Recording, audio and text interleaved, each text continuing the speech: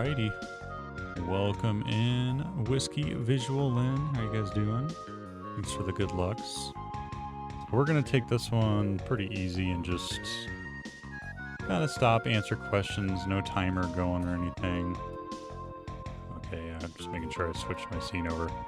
You guys can hear me and everything. Yeah, that's the first SD card I've ever had die in my Super SD to SNES. And it was a pretty new card too, it's kind of weird. So Link to the Past Rando, most of what I am going to be covering, probably, Cross Keys Lottery, probably for like an SMZ3 standpoint, just because that's a lot of what I do. When you first come here, you're going to see start playing, start watching. If you hit start playing, it's going to give you kind of like how you get set up to roll a seed. Key thing here is you need the Japanese 1.0 Zelda ROM, and don't go asking people for it because they're not going to help you get it. Just find it yourself, basically. So when you're ready to play, you go to generate game, and you can do a lot of stuff on this website. You can customize a ton of stuff. Most of what SMZ3 does is just an open start, which is the default setting, open start advanced logic, which is exactly what SMZ3 uses. SMZ3's advanced is a little older than Link to the Past advanced logic, so like Fire Rod primarily is going to be the thing that doesn't matter for SMZ3 as much. Yo, Scarpa, welcome in, dude. So, I mean, honestly, you can kind of roll whatever you want. It would probably be one of these two if you're brand new. The beginner really doesn't do a lot. It will block out needing the fire rod for like 3 dark rooms. It's fairly rare. It even comes up anyway. But that's kind of the biggest thing that the basic does, is it gives you a few safeties, so you might get like an earlier mail or an earlier sword. And then it does the standard start where you go through the escape like in the vanilla game. I've rolled a default seed, and pretty much every seed I play is going to be an open seed. I just like it more. And it's also what SMZ3 uses for how it starts. There's no default start for SMZ3. So this is probably what you should get used to playing, especially if you intend to go SMZ3. But like I said, if you just want to play Link to the Past Rando, I mean, there are forks of this too. There are options layered on other options here. You can do so many fucking things in Link to the Past Rando. So we will go default. I've already rolled my seed and everything, but you would upload your ROM, generate a randomizer ROM, pick your skin, a lot of skins you can choose from. Menu speed is how fast the drop down menu happens, so I just have that on fast. Heart color, whatever you want. I have background music off because I play this third-party soundtrack while I play. MSU1 is like custom music packs you can do. Reduce flashing is like when you pick up crystals or cast ether, it does flashing, stuff like that. Palette shuffle can really mess up all your colors. It's just kind of like a fun setting. It doesn't do anything other than that. Shuffle sound effects, kind of just another fun one that just changes all the sound. It randomizes the sound effects. It can be weird. It can be kind of annoying. I don't generally use it. Item quick swap is a rando added feature, and it actually lets you switch between the items on your L and R. Pretty cool. So you don't have to go into your menu. You can just hit LR and get to item. Yeah, item quick swap is the L and R thing. Yeah. You can also see the spoiler for the seed you generated if you want to. You can go by area, you can go by playthrough, which kind of just lists. This isn't the seed I rolled, so this isn't for mine anyway. Not the one I'm about to play anyway. So this kind of lists like the general order of ability to get these things. So as you can see here, like glove, and then this is glove lock, so that's why it's number 2, because you need this glove. Excuse me. You need this glove to get that glove. So that's why it's in a different sphere. That's what they're called there. So yeah, I just wanted give you a quick rundown of the website itself, because especially this, when you're brand new, if you hit custom, there's a lot of choices here, and it can kind of be overwhelming. A lot of new players will go and like try to turn everything to something, and it really fucks it up. So be careful. I probably wouldn't recommend doing that if you're brand new. Okay, so that's the website. Another thing you'll see on my screen currently is part of my tracker. For Link to the Past, you can use, this is called Dunka Tracker. And I'll link this in whatever VOD you guys are watching for this too, but this is called Dunka Tracker. This is the one I use for Link to the Past. It covers like almost every mode you could ever do on Link to the Past. It's pretty thorough. Lets you change a lot of stuff. Emo Tracker is a really smooth, really easy to use, and it covers multiple games too. So you can like learn Link to the Past on this and then move to SMZ3 and use the same interface, same program, same everything for it. It's pretty handy for that, but it's a little more basic in like what you can modify and do with it. But again, this lets you do custom pack uploads and stuff. So you can make a really deep, and people have, you can make really deep trackers, like Code Tracker's tracker on here is like huge. It can do a lot of stuff. But with more options comes more complications. So the base level Emo tracker is pretty good for just regular seeds. So get yourself a tracker, play with them, see what you want to do there. Let me turn off my monitor. There we go. Okay, so you've rolled your seed. You've made your name. Let's look at this tracker we got, I guess, before we get started here. Dunka Tracker shows all the chests under the dungeons. That's how many actual items that aren't dungeon items are in that dungeon. So it's not counting keys, big keys, compasses, or maps. It's counting individual unique items. So as you get these, if you got auto tracking, it'll track down as you pick up the real items, or you pick up like a rupee, you mark down 1 on wherever you pick it up at. The questions here are for marking which dungeon has which item on it. Green pendant locks Saha, which I'll go over later. And red crystals, you need 2 red crystals for Pyramid Fairy. And then all 3 pendants lock Ped, which you don't generally want to have happen in your seed. You don't want to have to pull Ped, generally. The tokens to open Mire and TR are also randomized, so that lets you set those here. And let's get started, I suppose. Dunka Tracker and Emo Tracker. Yeah, I'll link those two when I get this like posted. So I guess I'll go over, like, there are a bunch of routes you can do. I'll kind of talk about I use the same one to open every time SMZ3 or Link to the Past. And that's I start at my house. We get this chest here. You can do this. There's no real wrong answer in routing choice. I mean, there are wrong answers, but there's a lot of right answers in routing choices. I like to go get the Uncle checks first, just in case something big's there. It's easy to skip Uncle for a very long time. Same with Escape. So I go and get these 2 here with my house check too. So if like Flute or Boots or something really good here, it's easy to not come back here for a very long time. So I like to get it out of the way. Money early, really good. Very nice to have, because we're about to have to go spend a bunch of money to do stuff. And a heart piece. Pretty uneventful. I like to kill one of these guys just in the chance they drop a bomb. I missed the bucket. Shot goes wide. Try to get bombs and money early game is your main goal here, really. So I found the Ice Rod. Ice Rod's really good to show up just because it can be literally anywhere in the game except on Trinex or in GT in a normal mode. Assuming Trinex or Turtle Rock is a crystal anyway. So it is a very rough check to find sometimes. So finding it early is not a bad thing. It just means you don't have to hunt for it later. A couple different items kind of work like that too. Very limited scope in what they do, so they can be placed in a lot more places.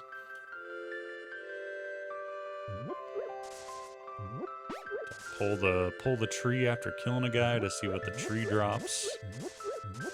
Pull the bush crab to see he gave me nothing either. Kinda not much. Sometimes you get bombs. Oh wow, look at that. So this is lumberjack. It is the one check hard locked by Aga, so we have to do Agadem for this seed to get our Dark World access. It's pretty crazy. Pretty good Moon Pearl there, pretty dumb.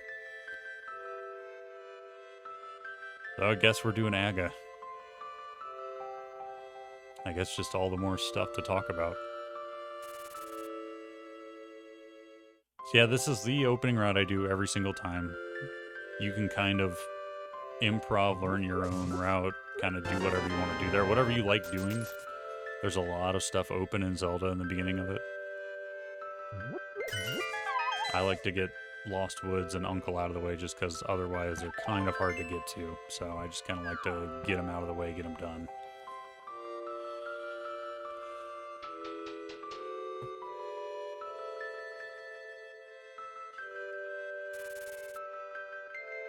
Nemo? We were talking about Emo Tracker. Welcome in, Nemo. Did I say thank you for the good luck, Lupus, by the way? So yeah, if you guys have any statements or questions too, just throw them in. If I like forget something. So when you get to town, you generally want to have some bombs or some money. If you don't, you can farm money. It's just kind of a pain in the butt. And you can buy bombs here for 50 bucks.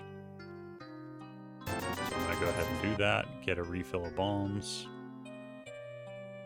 If I don't have bombs in Kakariko, the first thing I generally go do is that right there. Just go buy them. Thank you for the good luck, Nemo. And we just start looting stuff.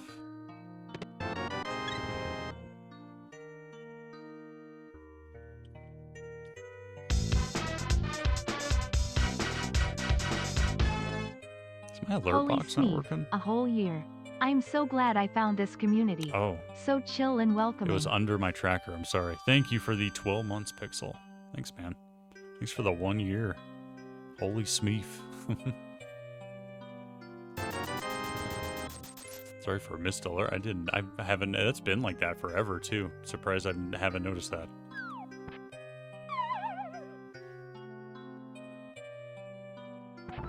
So a lot of your early games in Rando will look very similar as you kind of gather the opening stuff you're going to get to figure out where you go next.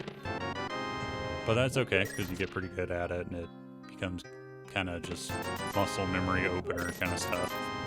Okay, got a glove. Isn't that from Futurama, the Smeef? A Smeef? Isn't that like what Amy says, I think?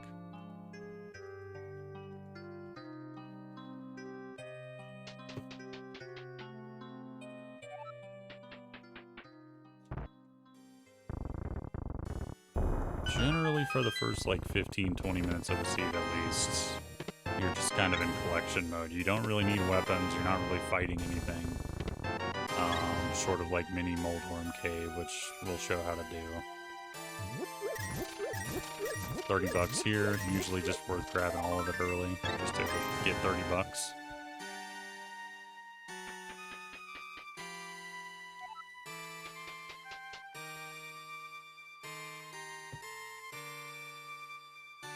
And there's 20 bucks in the well too. So this guy's item is 100 bucks. We already got it. So you can farm money up there if you need to for that guy. Players will make the choice to do that or not do that in like races and stuff. So it's kind of up to you on. I usually do. I don't like leaving one check behind. So I'll usually take a minute or so and actually farm the money to get that guy. Enjoy the Lurk Nemo. Demon's Crest music. 18, what up, dude?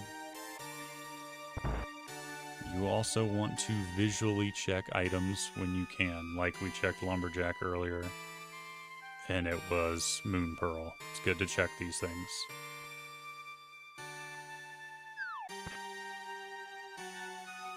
Race game is one you can check just up front, or you can go over here and just visually check it. I usually just do the visual check because more likely than not, it's going to be garbage. We do have a Moon Pearl on Lumberjack this seed. Pretty good one. It's pretty terrible, yeah.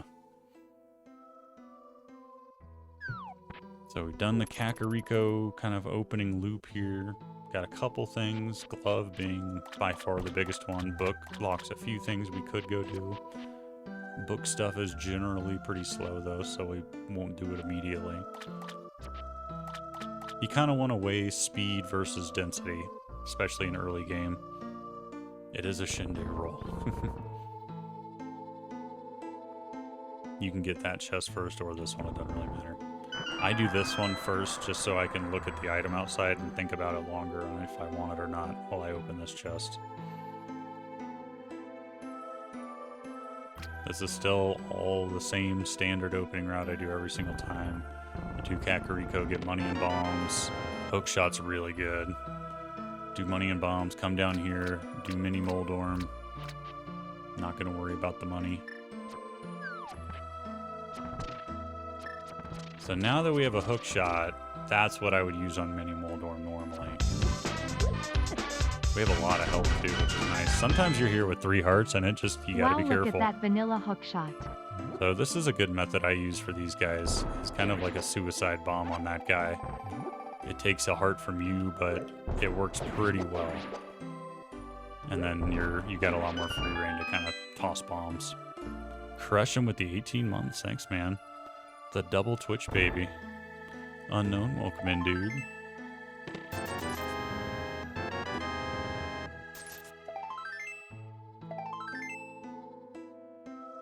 But I've definitely seen a lot of people struggle with this cave here early. Pretty common one. If you stand in this door, he can't get you no matter what, even if he comes at you immediately. If you just stand here, you can stand here pretty much forever. Yeah, if you're comfortable enough with it, the suicide bomb on the middle guy does help. You can try to like stand here while he's up there and try to time a bomb. See, I can even run back in here and he can't hit me.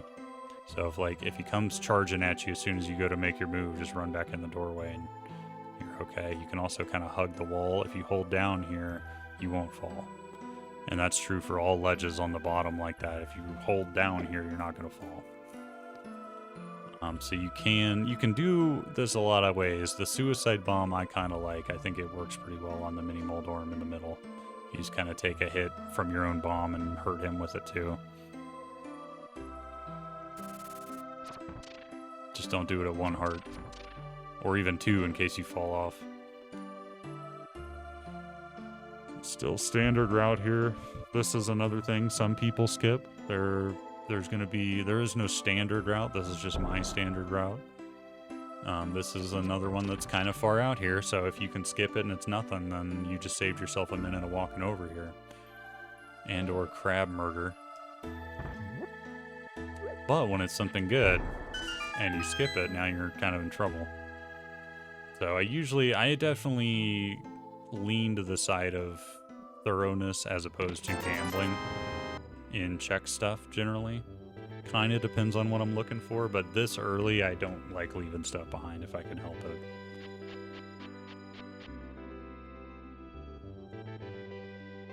So this is the first trick I do of the run, I guess, and it's just consistent anyway. First consistent trick I do. Because every time I come and rob the hobo, I use fake flippers, which is allowed to do in racing. And you're basically just trying to tap forward here until your shadow is kind of 1 pixel in front, like that. Basically, that works. As long as you're on a good chunk of that, oh wait, no, it's not that one. Sorry, it's this one. As long as you're like lined up with this flower here, like the back side of that flower, you can fake flipper. I don't really know. I use a lot of lineups, but I don't really know how to describe them. It occurs to me as I try to describe the lineups I'm using. It's kind of, a lot of tricks and stuff is just kind of learning the pixel of your shadow. where your shadow is and what pixel you need the shadow to be on, and then kind of getting good at like little tappies on the D-pad to move 1 pixel. So we robbed the hobo. Just because, again, hobo is something that's easily abandoned. See, I can't get back here now. You can actually fake flipper up here if you want, yo but... Shindy 4 dance. Rain with the 41 months. Thank you for the 41 months, Rain. Thanks for the 11 years. I've had a good time. Would resub. Squishy welcoming. So that is kind of how I do my opening route. That's what I would consider the opening. Because from here, it kind of can change depending on what I have. If I had just hardly anything whatsoever, like nothing, I would probably go to Saha's Closet. Because I have a glove, I usually tend to do this. I'll go... You don't need to heal, I just do that on reflex. I'll go back of escape and get 3 items here, and then I'll just go to Saha's Closet.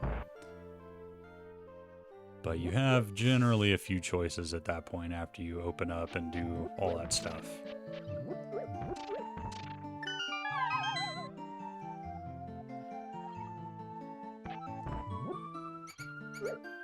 We're doing breakfast burritos tonight. It's going to be delicious.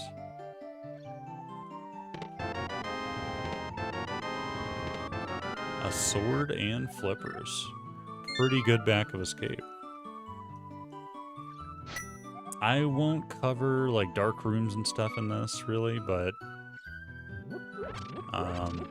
a sword is a really, really good tool when you start learning dark rooms. It's like the tool without the lamp. I mean, I guess the lamp's the tool, but it's the second tool.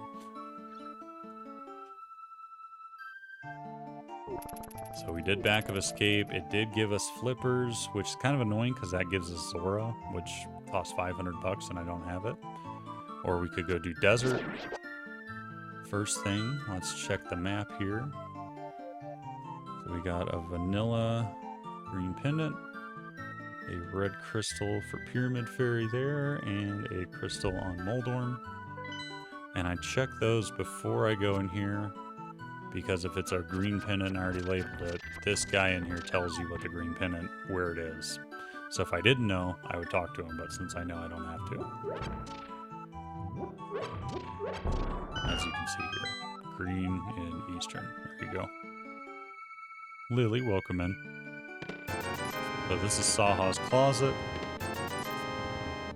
And we just found the hammer. So this seed is kind of weird in that we know that Moon Pearl is locked behind Aga. So at this point, we're kind of either looking for a cape and a lamp or a sword and a lamp, because that's going to get us into Aga. Because Eastern is a pendant, I will go in there first, because the hope is I can clear it out and not have to go back here later.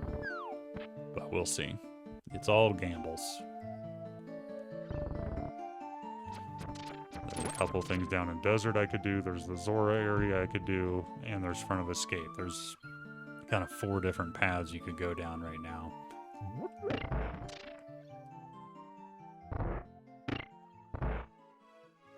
If this were a crystal, I'd probably be doing Eastern, but because it's a pendant that I don't actually need, I'm gonna hope that something's in here and I don't need to come back later. That's kind of my thought process here.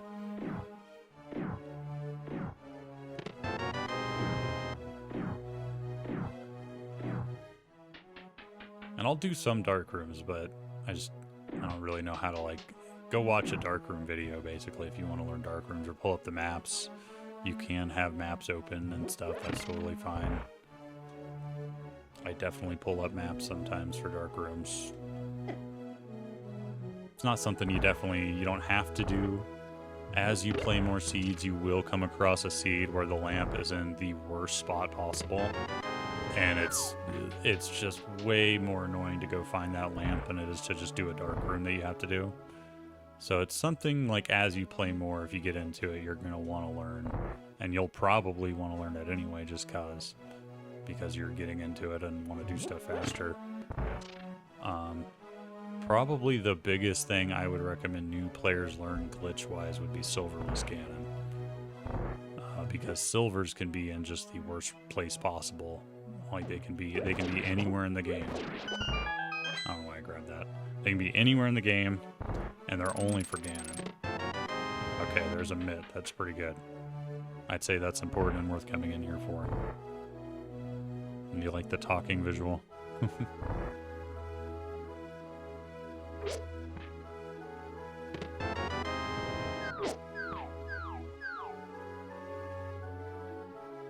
So this may even be like the first dark room you learn. It's a fairly easy dark room. It's like a big circle here, and then a big room where you gotta pick up a pot and get a key. And now you can see why the sword's so good. Because it shows you where you are and what direction you're moving. It's pretty handy.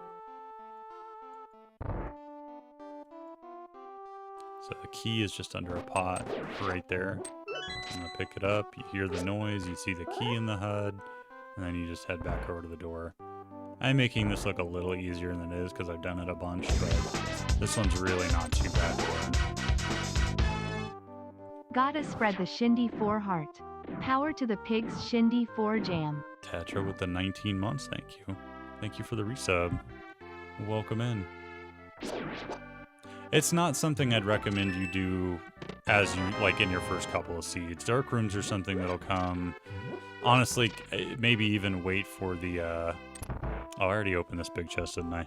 Wait for the lamp to be in a shit-ass spot in a seed to kind of convince you, like, oh, maybe I could learn this dark room because I don't want to go find a lamp. Okay, so we came in here. It was a pendant. We knew we couldn't beat it, but we did find the mitt, which is pretty important to the game. So seeing as we have a sword now, and we don't have enough Zora money, I guess we'll go to the front of Escape. There are a handful of small areas with each 3 to 4 checks we can do right now, so you just kind of got to pick one, and that's rando sometimes. It's just how it is.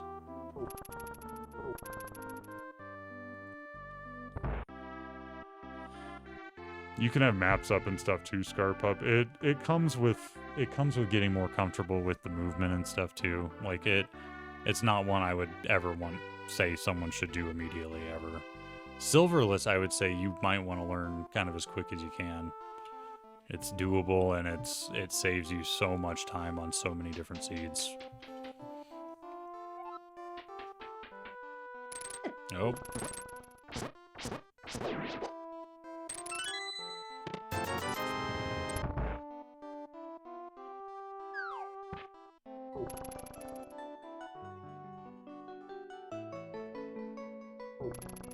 You'll also learn, like that heart, you'll learn kind of what's under pots as you play more too.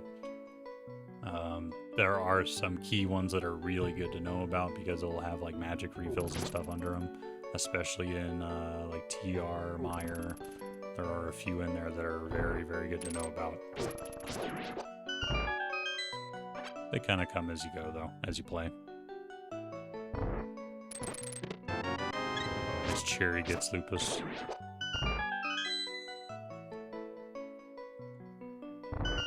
Mooncat's one I kind of want to go back to soon. It's kind of fun. I want to explore in it a little more. It's weird. Party House is tough, man. And it hates me. It's tough and it hates me. So grab these pots. Pots in Link to the Past are a tempered sword. They are incredibly strong. I throw pots at many things throughout my runs. They're very good. So we did all of that. There's still one check in there in a dark room, but that is logically locked to fire rod or lamp in these settings, so we'll wait on it. The eastern one I did was locked to lamp. You need lamp to do that logically.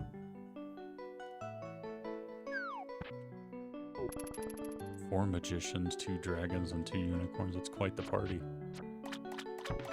So it's either Zora or it's desert now. So I have picked desert. Sometimes you go through all the options. You just pick the wrong option. That's how it goes in Rando. Rando will be Rando sometimes.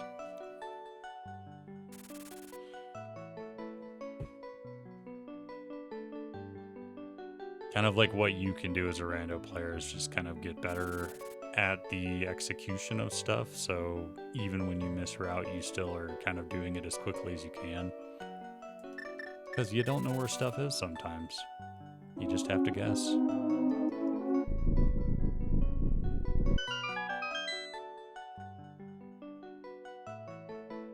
So desert, there are dungeons that are kind of Schrodinger's dungeons in that they can be locked by stuff or not. Desert is one of those dungeons where you may or may not need boots to beat it, and you don't know until you show up here. We need at least fire to beat it. We don't even have that, but figured we get what was here. There's the cape for Aga, so we probably did need to come here. Is there any checker requirement for the net? The net can do a few niche things, so this is boots lock too. That was the big key on there. So the cape is what we got here, and it is something we had to come in here for that. The seed is shaping up to be terrible. Having to dip Pendant Eastern and Crystal Desert immediately without being able to beat them for objects to go and play the rest of the game. Get used to that. It's gonna happen.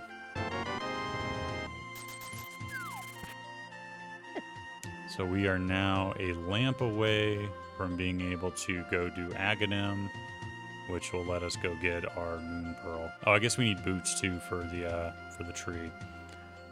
So we will find boots eventually.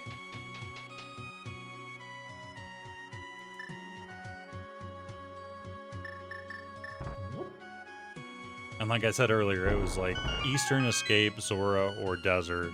Escape and Desert both had stuff in them that I needed, so it's sometimes not even one choice is the right choice. You just have to do all of it anyway.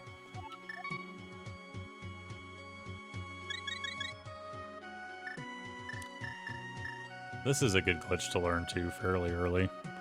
Doesn't come up a ton, but basically there's a big pool of glitches in Link to the Past that you can learn for racing. And some are more applicable than others. This one's called Houlihan. You stand on the edge here and drop a bomb and let it blow you in, and it freaks the game out and sends you to Chris Houlihan's room, which also happens to contain 225 bucks. So that'll get us over the Zora hump without having to farm money in a dumber way, basically. But that only works one time.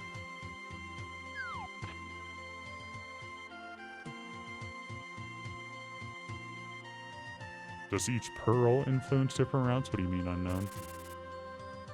Pork, what up, dude? Here for the indoctrination. So a heart on the island. Another visual check.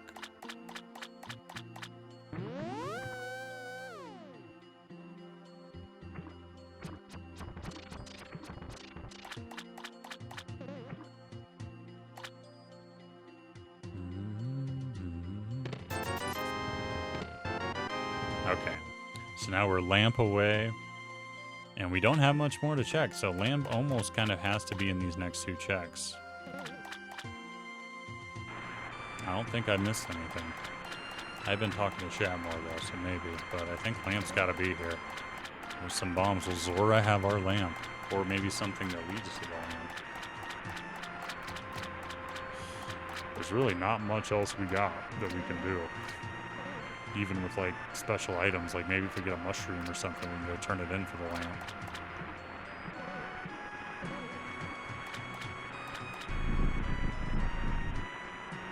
Flute, yeah, could be. That'd be a good one. Zora with the lamp, alright. So that gives us Death Mountain, that gives us Aga. Considering we still need boots, probably go to Death Mountain first. Because if we go do Aga, we're going to have Dark World access. I guess we could do that instead. It's kind of a 50-50 choice here. You could just go do Aga and have Dark World.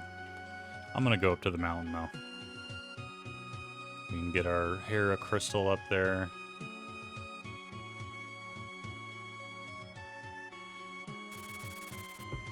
Do a bunch of checks up there.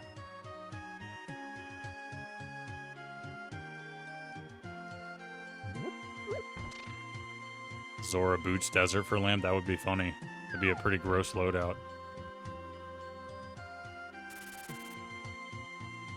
That's true, Crushing, yeah. Kind of depends where boots are, though. I mean, what if boots are just Dark World? And if you do Aga and get boots on Desert or on Pyramid Ledge or something, now you're rocking. Kind of just depends where boots wind up a little bit. However you think about it, the seed will have screwed you. Just expect to be screwed in Rando. That's the real lesson to take away here is if you go in fully expecting to get screwed over on every turn, then you're going to have a pretty good time. So we could go right here and do a bunch of stuff, or we could go left and get a couple things and then just go right. So I'm going to go left first. Welcome back to the unlurking world, Nemo.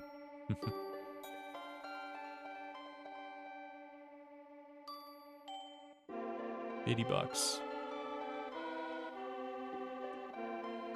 Expect the worst, hope for the best. Yeah, just be happy when you get the best, but don't expect it to happen. It's pretty rare you get what is generally referred to as a jet seed, where everything just lines up right. It is a pretty rare seed. And you have to get lucky in it a little bit too and going the right places.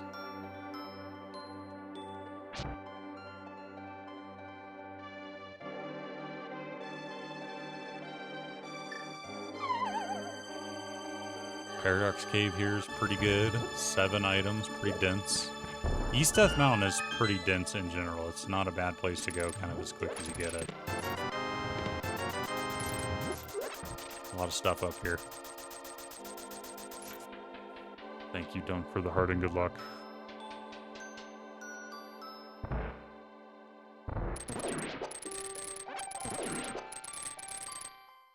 Nah. Oh yeah, we have sword beams, okay. You can throw a bomb over there. I think you can ice rod it too. Can you ice rod this? Yeah, you can use fire or ice rod on it too, but hook shot doesn't work. Thank you for the 4 bits, Tetra. We got blue pants. This one is just a time-saving bomb jump. It's not critical or anything, but it's not that hard either. You just kind of get on the very corner and put a bomb in front of you and stand there. All it does is keep you from having to do the stairs again, though. It's not really a big deal.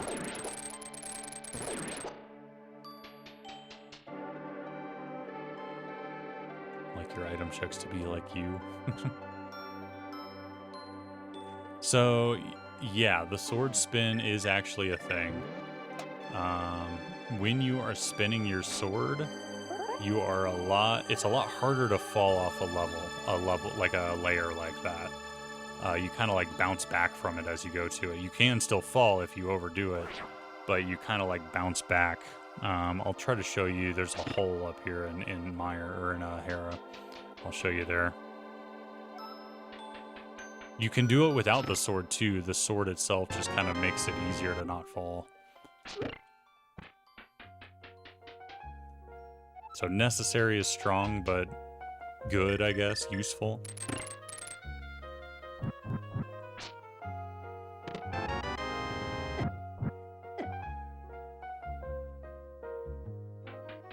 So even with fighter sword, this is how I do this room every single time. Charge a sword swing, wait right here, hit. And then with fighters, you gotta hit them each one more time, but it's pretty easy to do it that way. So yeah, if you're holding a sword, you kind of move slower, and it kind of can like hug you a little bit. It's kind of weird to describe, but there's like a hug to it a little bit where you kind of slip a little more or something. But you also just move slower than if you're not charging your sword. You move, I think it's like 1 pixel at a time as opposed to like 1, 2, 1, 2, which is how the game normally works. The Hera Hello, pot skip. Shin Dig Pig. New player here. How the F do you do the Hera pot skip? I could show you that. I have the hook shot. The Hera pot skip's like super easy actually, and it's really nice because it means you don't ever have to do the basement unless something's down there. The reason I'm standing back though is there is a hidden trick to the Hera pot. When you kill this Moldorm, do not pick up his item until it has stopped flying in the air. Or just don't kill him. You can let him just be himself. But if he dropped a heart right there and I picked it up before I dropped it, it would fuck this up. So you're gonna move till your shadow's on the edge of this tile here, like so. You're gonna line up on the back right, like kind of top right of this, like I'm holding top right to line up. Get my shadow, just hold right to get my shadow here. You can overshoot it and just line up, but as long as you don't hit up or down. Yeah, there's a lot of different Harapot setups. This is just the one I learned. I think there was an easier one discovered even after this one was discovered. So you're gonna walk forward till your shadow's right there on the edge of the tile. Bomb up, forward, and then back up into it during the explosion. And then once you get that, you hook shot in, and then another hidden part of it is tapping left, so you're facing left. If you try to hit up while you're facing right, you'll actually lock the game. But if you tap left, then you can walk up in. Yeah, there's a YouTube video from Christian too. Yeah, there's like 5 or 6 different Harapot methods. Kind of if you're going for speed or ease or whatever, what items you have.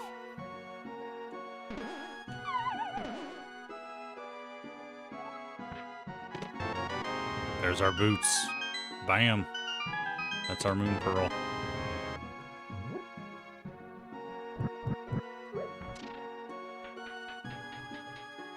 That one's, yeah, it's pretty simple. It's really not bad. It's a lot of like edge lineups where you just hold up until you hit a wall and you're good. It's not that bad.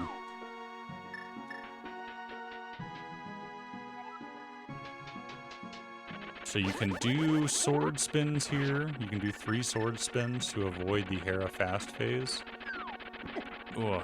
What I generally prefer though is if you got a hammer for Moldorm, just use the hammer. It'll let you get more used to the hammer hitbox, which is shitty, but it's 3 hits. It's a good hammer trainer for when you need to use the hammer. And we didn't get a small key, so we don't have to do Hera basement. Nice.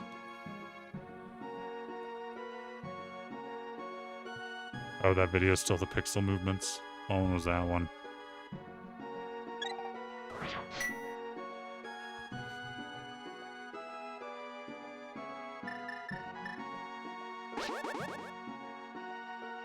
You will often find seeds where hammer is your best weapon though, so the better you are with it, the better off you are in the seed. Try to hammer down if you can. Hammering up, like see where that hammer's hitting versus my head. The hitbox on the up hammer is abysmal. So try to hit left or down, like preferably left or right really, but down is better than up too. Try to avoid up if you can at all, because up hammers are terrible.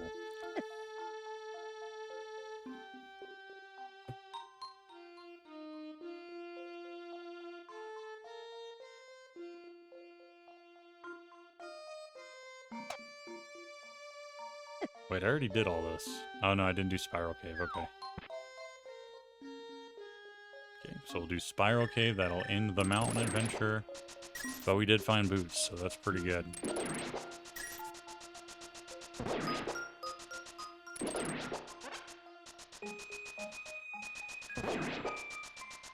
Now we can go do Aga. This is a pretty gross loadout for Aga too. Not like the worst, but there are hot tips in Aga that you can use if you know them, like using a coin and stuff. Like if you have Bombos, it goes a long way. Actually, we do have Bombos. Let's go get Bombos. I know where Bombos is. I was there.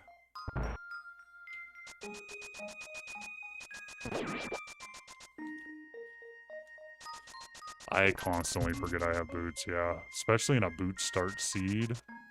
I never remember I have them right away.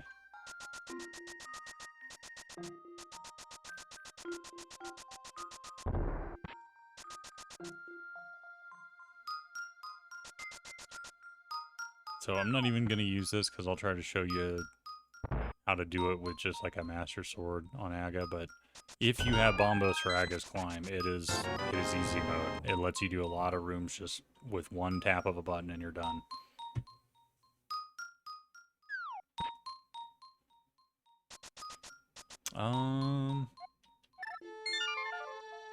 Let's go finish Desert before I do Aga also. Doing all three, entering all three Light World dungeons before we do Aga. It's just vanilla. We're just playing a vanilla seed at this point.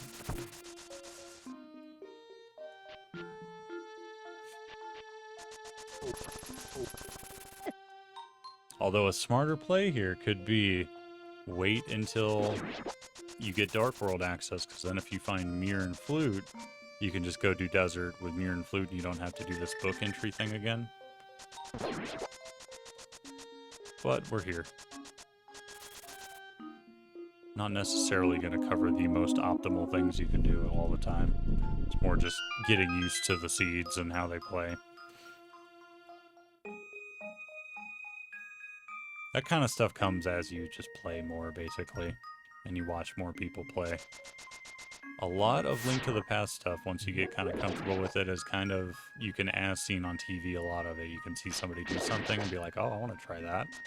And it's surprisingly doable. You can do it, as long as you know how to do it. The secret, there's usually like one secret for a trick and you have to learn, and then you're good.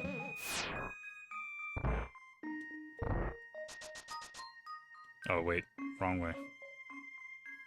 So we got the big key here, which means the little key is going to be in the big chest.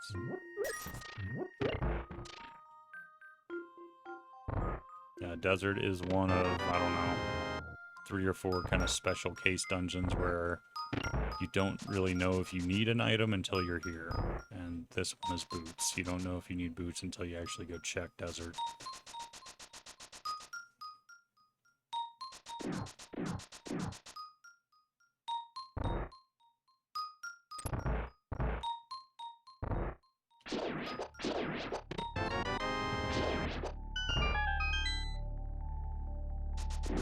Just run forward here and kind of back before I would run into those guys. There's a few different patterns.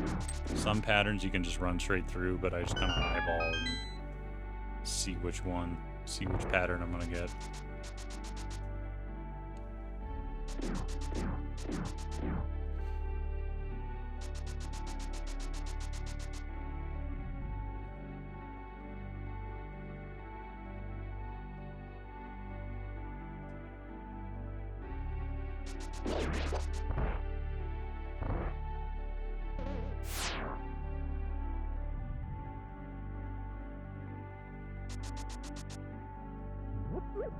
Pearl locked by Aga is definitely a weird seed. Not very common. Good tutorial one, I guess. These keys are always in the same spot.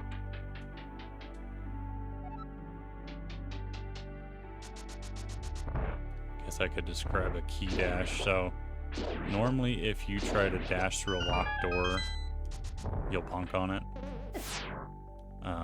But if you have a key, well, you need a key no matter what.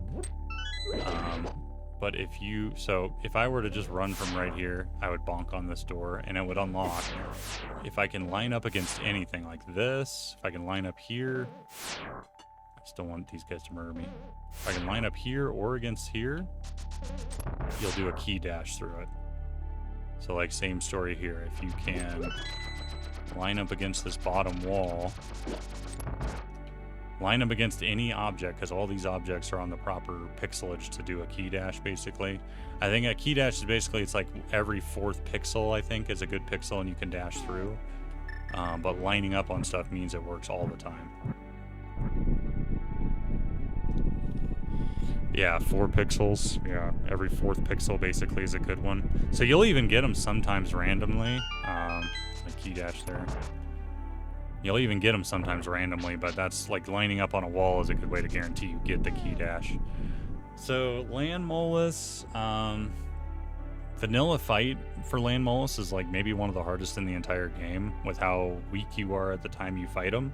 So if you can do the vanilla Land Molus fight, you can pretty much always do a Rando Land Molus fight because you're going to have better stuff. For Rando, Land Molus takes a lot of damage from arrows. He's 1 shot to silver arrows if you got him, and both rods kill them in 2 shots apiece. The fire rod's a lot better to use than the ice rod, I typically will go for rods before sword just for the speed of it, and then if I run out of magic, I'll use my sword. But generally in Rando, this fight is not like scary. It's not as scary as it is in vanilla.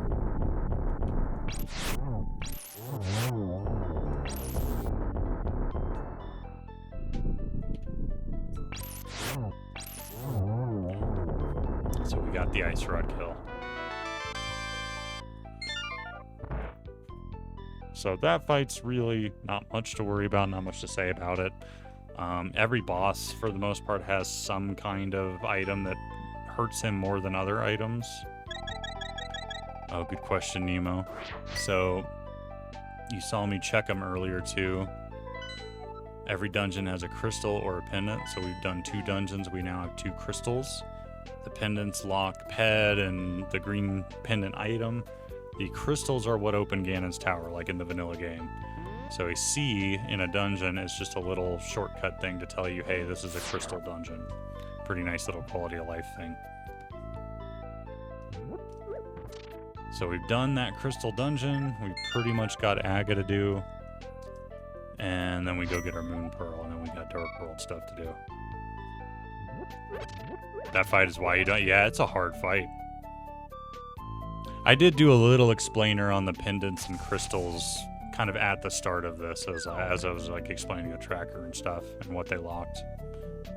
But I'll go over it again as we do them too, as I mark them and stuff.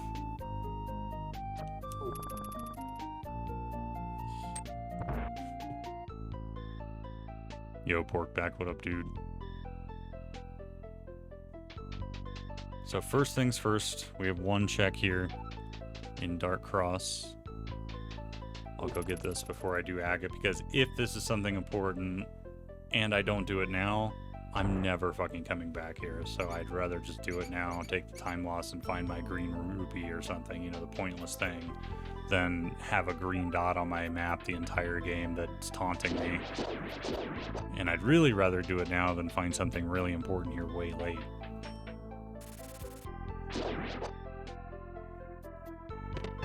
Oh.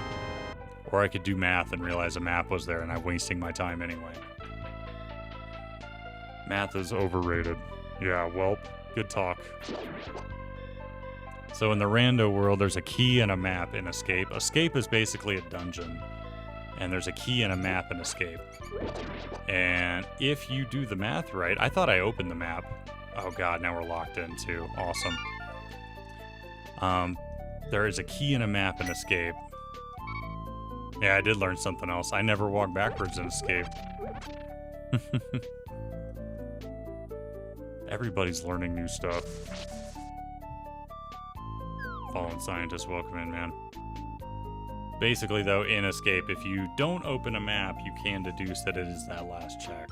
Which I didn't open and then didn't deduce it, because I suck. But you can't do that if you're good. If you're on the ball.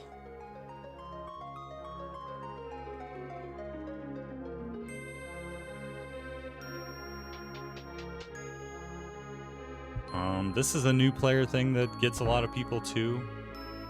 In vanilla, you sword through this barrier with Master Sword or better. In Rando and in vanilla, you can use the cape to do this. You just never have the cape before you do Aga in vanilla, so you wouldn't know. Well, you can do that, or you can swipe it. Either one works. So this room, if I was in a race or whatever, I'd be using Bombos, because Bombos would just one-shot these guys. You could also Ice Rod and hammer them. If you have just nothing, you can do the sword thing and just try to keep your distance.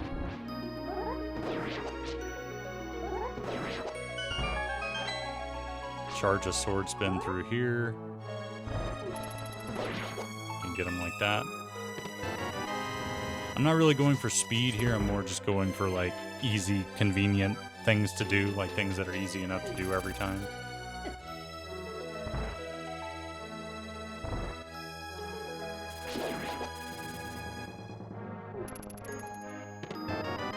Aga's climb is always going to be the same in non-keys. There's always a key in that chest. In keys, it can get messy. But there's always keys in chests in non-key sanity.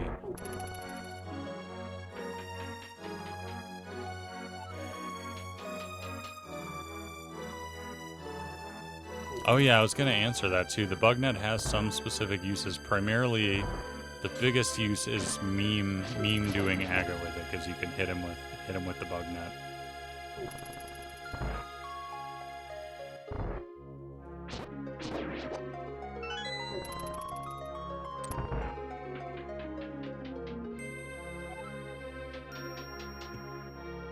This is another room I would be using Bombos in, typically, but if you don't got it, just get them sorted against the wall. Yeah, but Bombos, if you've got a coin and you've got to do Aga Climb, use your coin, because it's really good.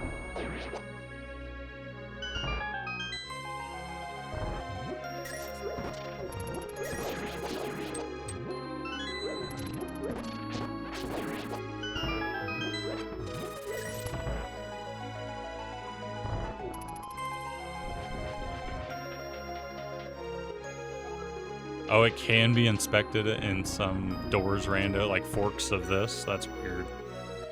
Yeah, if you really like Link to the Past, you can get incredibly degenerate with the stuff you can do with this Rando.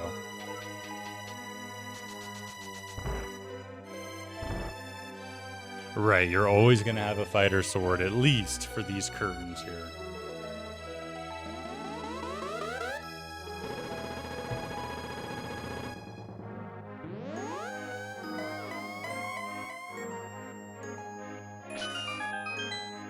Yeah, that's a good point, Nemo. If you're wanting something, don't just rush through doors.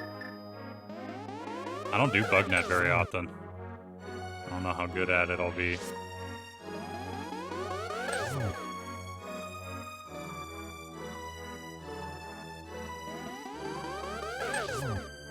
Three for three.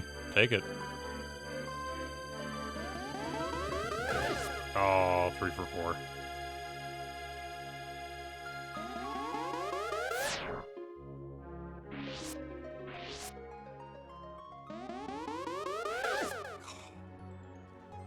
No blue balls that I'm sitting here trying to do with bug now like an idiot.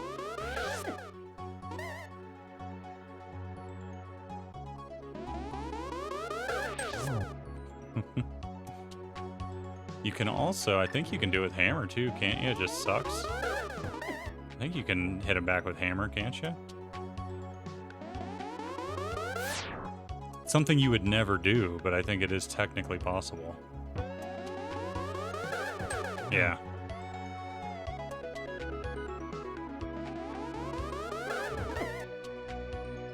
Hammer works in non-swordless, apparently. You just never would do it because you've got a sword. Why the fuck would you use hammer? He knows I'm using hammer now, so he's all blue balls. Piece of shit, this guy. Yeah, go up to the top. Oh, I missed. Dude, hammer's hard.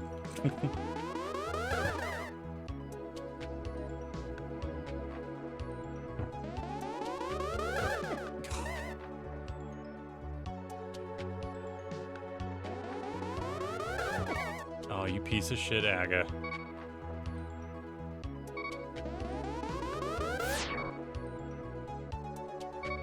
I want to kill you with the hammer, though. Okay. Whew. Almost didn't kill him with the hammer.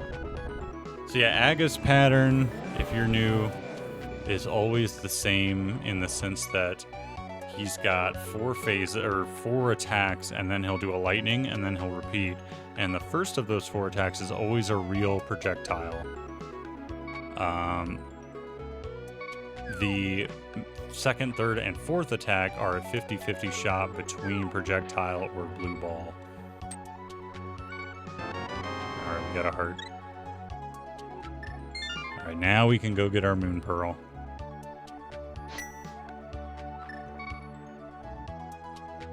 Can also do this. Oh, can you? There we go. Not the same card, yep.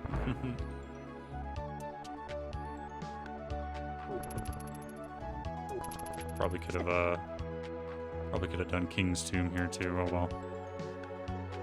I'll remember Bonk Rocks anyway. This video really don't focus on the routing of it. It's more just kind of little gotchas and tips and stuff for Zelda. And maybe like getting the opening route, I guess, but we're just fucking around here route-wise. Don't try to do this in races or anything. Not recommended.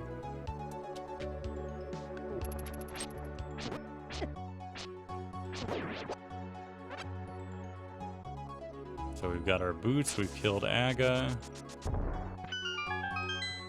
Dumbest Moon Pearl spot ever, man. This is a dumb Moon Pearl.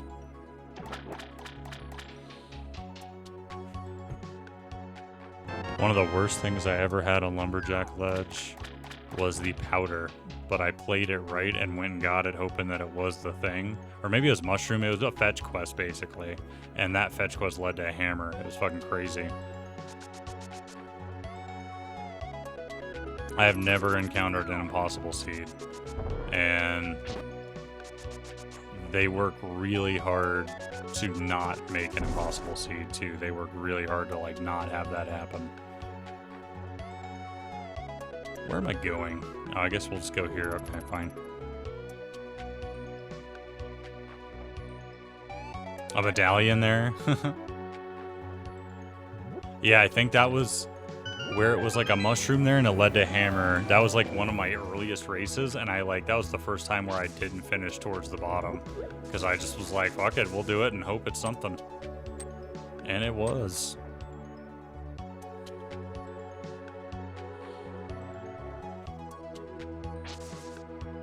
Embrace the clown in Rando. It often rewards you.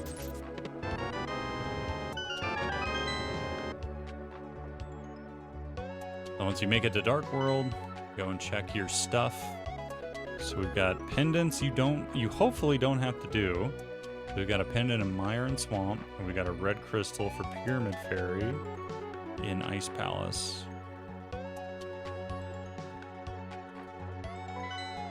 We got the Bloomerang.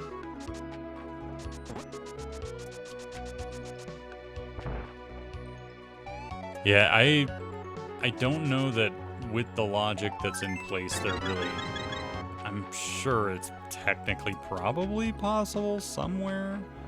I don't know though. The closest one in SMZ3 I can think of with like a lock would be it like forces Ridley on you really early and doesn't give you enough missiles, like they're all locked late. Because I don't think Ridley has ammo counts logically built into him. So it technically like could do that, maybe. But it's just so rare with everything else that you can do with the equipment you have for Ridley that there wouldn't be missiles there, so it like never comes up. Got a bow, that's good. Amhawk, welcome in, dude. But as far as Link to the Past standard settings, I don't think so. I don't think you really could, like, there's even possible. You could argue that, like, in Door Rando, and like all that kind of shit, all the more degenerate stuff, there probably is some kind of lock somewhere in the logic. But as a new player, you really don't have to worry about it too much as you're starting to play out. You're going to get stuck because of your own lack of knowledge far more than you will ever for seeds being generated badly. Yo, Ramones, welcome in, man.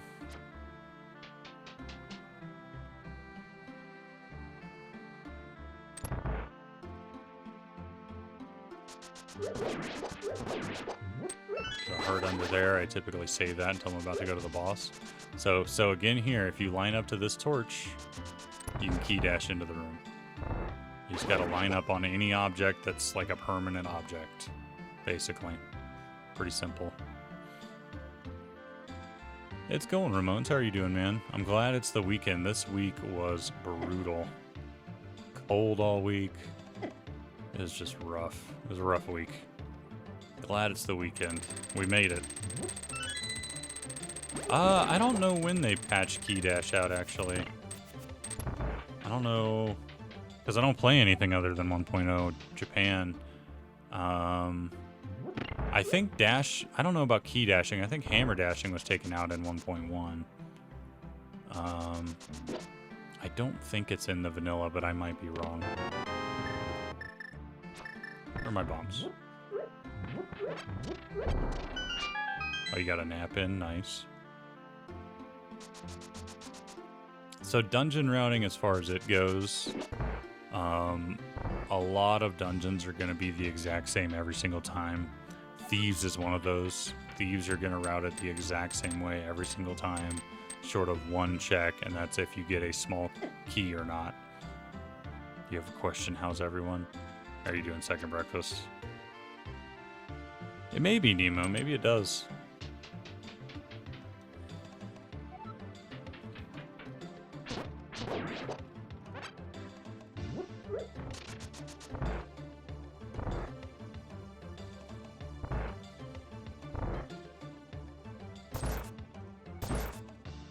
Clear all these guys. 1, 2.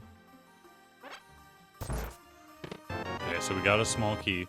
If we didn't get a small key there, it means that this item over here is your small key, that it locks itself. This is another key dash spot, just do it right out of the door.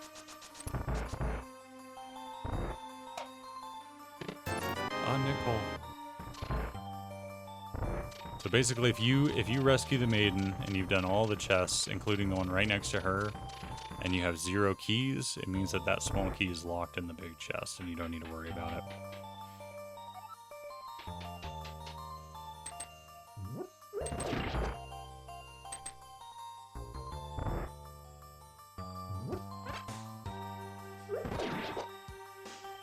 So the blind fight, I kind of improv this one. Cape and cane are very, very useful here. If you've got either of them, use them. They're good.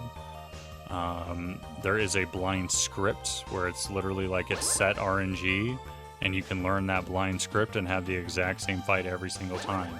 If you find that you're not very good at blind, look up the blind script, because even if you mess up this RNG script and like only half of it works, you just got through half the fight without taking damage. So that's not bad. I do basically what the blind script does. I just don't stay on script at all, and I just kind of like improv my hits, and I try to hold sword beam as long as I can. Kind of stay away from the heads. But if you find yourself struggling with blind, the blind script is definitely worth learning.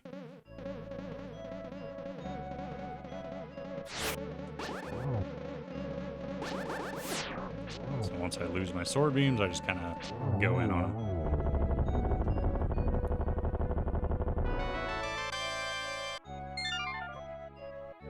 There are niche situations too in Link to the Past Rando. Rarely you won't have a sword for blind. So you'll have to use, you can use red cane, you can use hammer, and you can use blue cane for blind.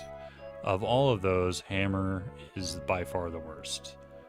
Red cane is doable, also weird, and blue cane is not bad. It's actually pretty reasonable. But the hammer blind is an awful fight. So those are kind of like the worst case blind scenarios, is you're going to have to use... It's really rare, though. It is exceedingly rare that it gives you nothing but blind and a hammer to go kill him with for progress. It's so rare. I played like hundreds of these, and I can think of maybe like once that's ever happened. Just out without saving and show us hammer blind. I'm okay.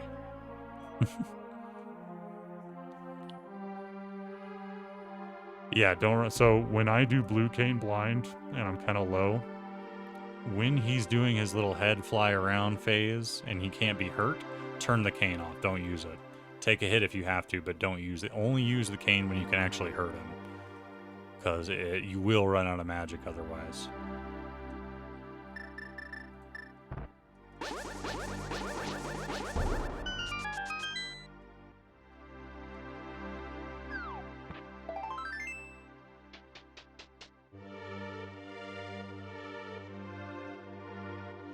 So here's another kind of route choice you could have in the mini seed. This one happens in a lot of seeds.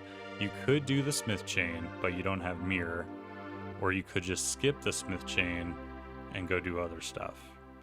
Usually when I don't have mirror, I will skip the smith chain. It's just so much faster when you do find mirror. that it's worth it. It can bite you though, especially if mirrors on smiths, then you're just kind of screwed. But that screws a lot of people, so you'd have solidarity there anyway. So that's called a hammer dash. That's just hitting the hammer and your boots on the same frame. So when I do it, I hold my controller like this. You can do it any number of ways though. It's kind of whatever you feel comfortable doing. And you get kind of more used to it as you go, but that's a pretty handy trick to know. Just kind of speed stuff up. It's not like necessary by any means, but it's handy. You can do a lot of other items too, like the cane. You do a lot of stuff. You can do it with pretty much anything that has a Y activation, I think. Yeah, there's the bow dash that does nothing. The lesser seen dashes, the boomerang dash is actually one that's used sometimes. Okay, so we did hammer pegs. We're skipping smearless smith. We're skipping mirrorless smith.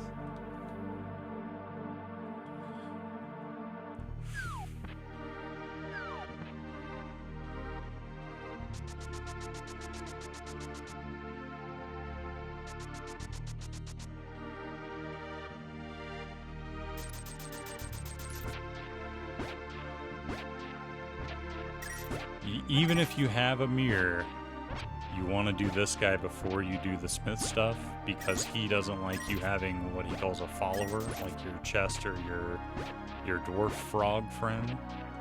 So do him first and then go save the frog. Because if you try to do the frog and do him all in like one go, he'll tell you you can't play. So do him first and then kind of walk back up this hill and go do the frog. But we don't have the mirror, so we're just skipping that anyway.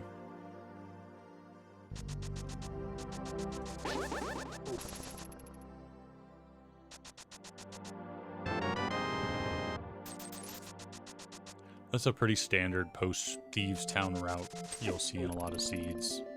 Is you'll do Thieves Town, do all the surrounding stuff in the town, and then just kind of make your way down to Hype Cave, doing Smith Chain, doing random shit, whatever you can do.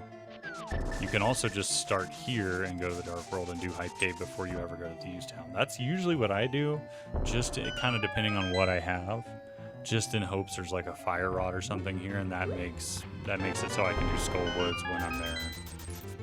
So I'll usually do Hype Cave up to Catfish first.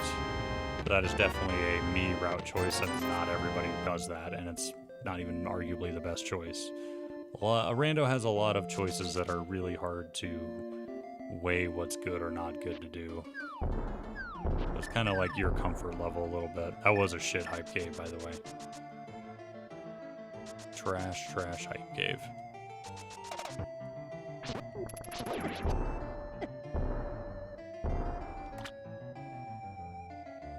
So if I didn't do Aga, normally I'd walk over here, go check the pyramid ledge, and then come up to Catfish. If I had a mirror and I hadn't done Zora, you can wrap this in with the Zora with the mirror.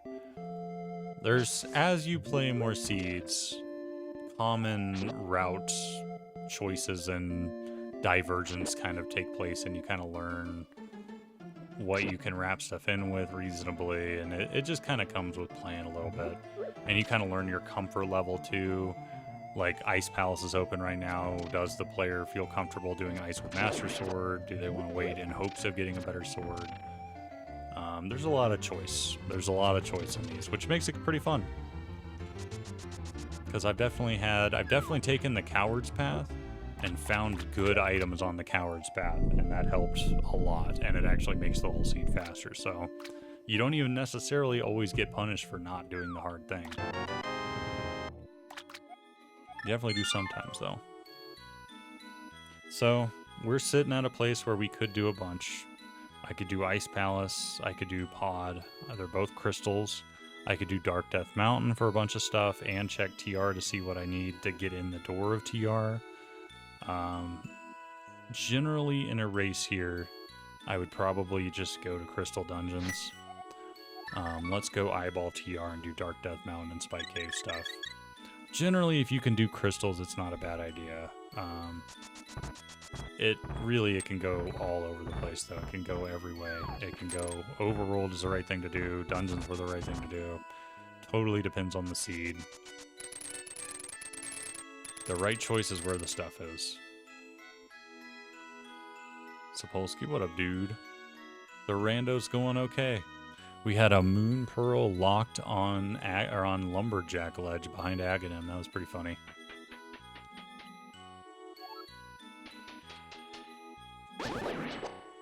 Oh, I guess so. The way I'm coming up here is the way like 99% of rando or just Zelda players go to the Dark World here. I should point out though. So normally you come up here, you lift this rock, you hammer all these, you get a portal to Dark World on top of TR. And I guess I'll open that now since I'm right here, but there is an alternate path up without the hammer. Why not? It is still snowing. I'm glad tomorrow's Saturday and I don't have to do shit, because there's some shitty weather out right now. So there is another, this is a pretty common new player gotcha too. There is another portal down here to the Dark World, and it is only locked by mitts as opposed to mitts and hammer. It's not really used in the vanilla game very often, so like you don't need it in the vanilla game, so a lot of players just don't know it's there. But you can totally get full access to Death Mountain. Where am I going? You can fully get access to Dark Death Mountain through this portal as well, short of entering TR. This is how I remember this every time. So in the Light World, these rooms, if you go in the right room in the Light World, that leads you up to the top of the mountain. The left one in Dark World is the right path. So I remember that light is right. And I don't know why, but that stuck with me, and that's how I remember which door is which there all the time. The left door is your Dark Mountain one, Dark Death Mountain, and the right door is the Light Mountain one.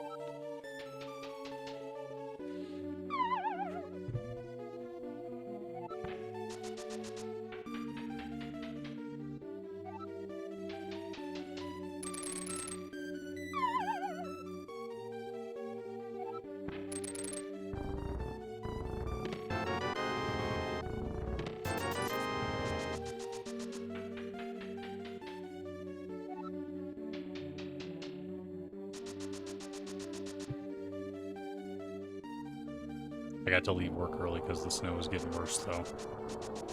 So that was something. The drive home kind of sucked a little bit. Okay, so I've peaked at TR, and I'm going to mark that it's ether, so I know that I need the ether coin to get into TR. And we'll do this, and we'll do Spike Cave. So wake up, Nemo. We're doing Spike Cave. This guy's an asshole. He used to him being a jerk. Because he will be, every time. If you look at the coin next to TR now, it should be ether for you guys too. Yeah. There's Quake. There's the one I don't need. Show how to get, yeah, that is a good trick. So, and this is in SMZ3 and Link to the Past Rando. You can bonk across gaps, and it is expected in a few key spots. Yeah, it is in logic. There can be a hook shot here. So for the bonking, notice if you just tap A, you don't immediately start running. There is like a charge period there where you got to charge up. If you move, you can turn while you're charging. So if you come stand next to this, start charging and tap towards it, you can get across. You don't have to like back up and try to do this number. It's way harder to do that. So you can just stand up and tap right after you start charging. And then once you bonk, you want to hold left. So bonk left and you can get across. Same deal here. Up, down, and it gets you across. Yeah, do that, Scar. Maybe we'll run through like a glitch exposition at the end or something, just for like some of the quicker ones, because that's not really a glitch, but it is something to know, and it's applicable in a ton of spots, logic or otherwise. Post the seed somewhere, I could do that. See if I have the link somewhere, I hope.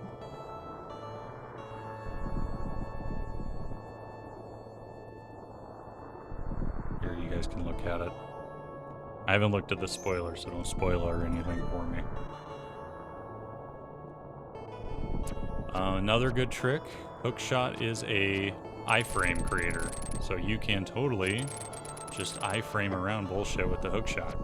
It's pretty useful in a few different places.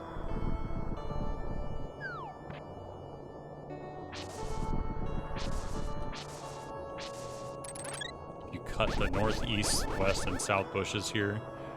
Those bushes have a high chance for fairies, so you can get a fairy usually before you do Spike Cave. That's why you'll see me doing that a lot. So Spike Cave.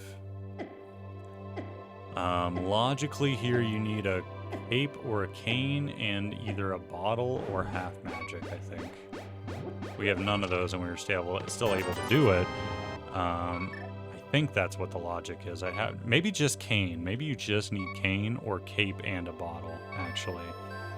The logic on Spike Cave is a little weird because you can get in there with a lot of different things that aren't necessarily in the logic. CJ, what up, dude? How are you doing, man? So we've done Spike Cave, we've done Dark Death Mountain. Kinda have to go do dungeons at this point. Could do Mirrorless Smith, but don't really want to do that either.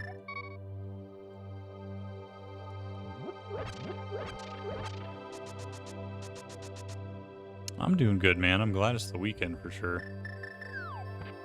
Cane or cape and bottle. Yeah, I think that's right. That sounds right to me too, yeah. Because the cane uses a lot less magic over time than the cape does.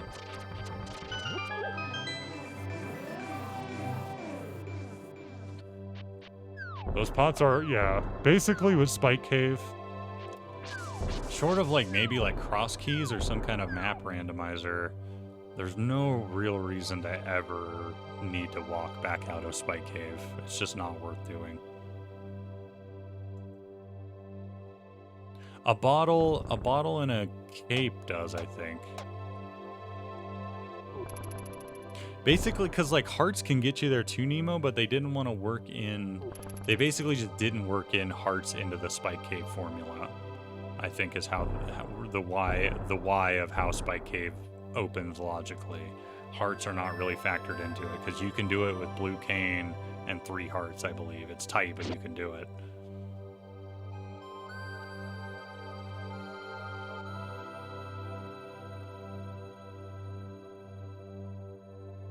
So Pod is kind of one of the more confusing dungeons to route effectively in Rando, especially in Key Sanity, and especially when you don't have a mirror. And it kind of depends on what it gives you where. So the first thing is always going to be the same. You always go left here to get this first chest.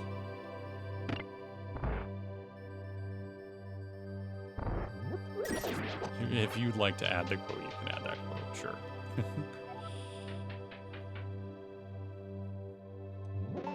So if this is a key, it is not a key. Key means you go forward, you go straight through the middle. Not key means that your pod is bow locked. It means it's locked by the bow, logically. There are ways around that too. But when you don't find a key here, you do have to come to the right side. You can't go through the middle, obviously, because it's locked.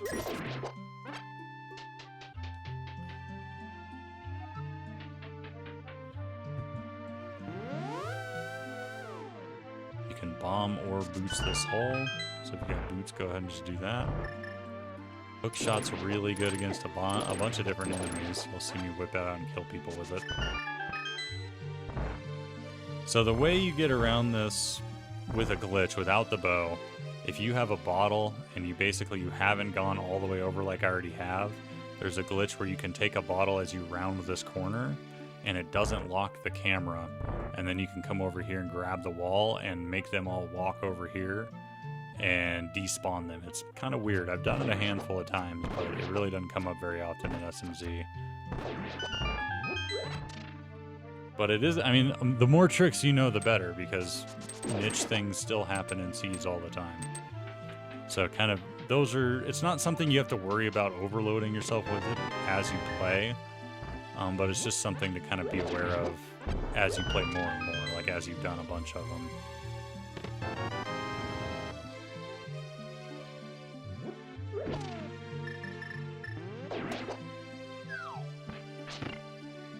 This is another handy little thing. If you run into the rail here, like that, you can get up here.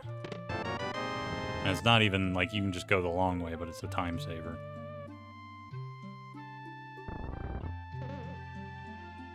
So this is where the pod routing when you don't have mirror kind of sucks.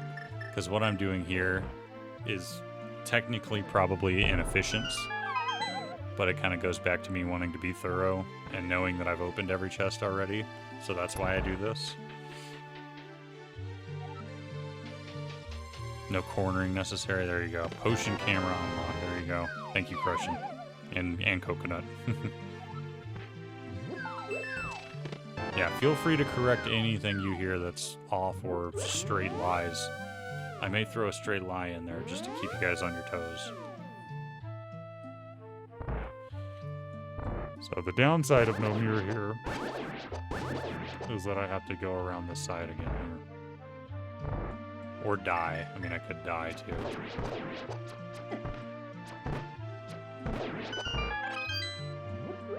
Oh yeah, I already got the arrows. A bi lie or a gay lie.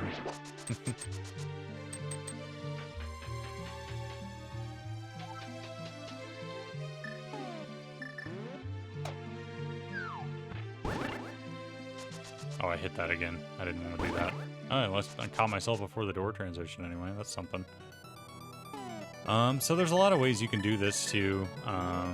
You can do the charge like I just did. And you'll usually see me do it like this. Do the charge. And just like squeak an arrow past the corner there. And then you can go up. A lot of ways you can do this one. If you don't have a bow and arrow, which you probably will already here.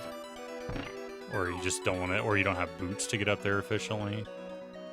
You can come in here, pull out your bombs, throw a bomb, and fall, and it'll respawn you right there just in time to get across. So that's another way to do that.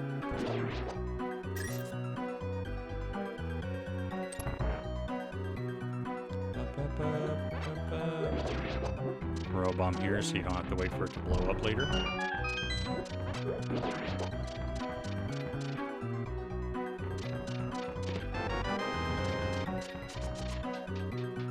Bloop, bloop, bloop, bloop, bloop.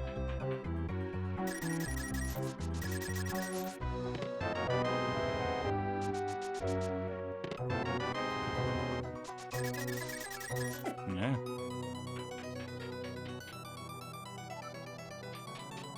So because of the amount of keys I have here, I know that there's not a key here, so it's worth coming down. If I don't have that, if I only have 2 keys at this point, or I guess it would be 3 in this scenario because I skipped the middle first door, that is guaranteed to be a small key because there are never any small keys in this dungeon, this maze here. Just the way the logic works, you're never going to find a small key in this maze. Which is weird because there's a small key in vanilla here. Pretty sure.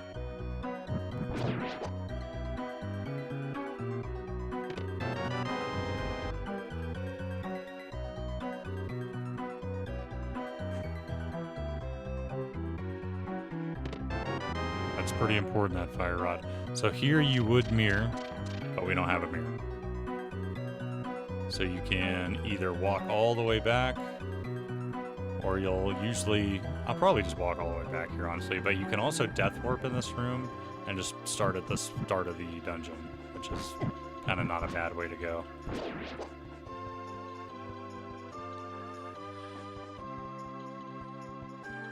Is that what it is, Crushing? Okay, there you go.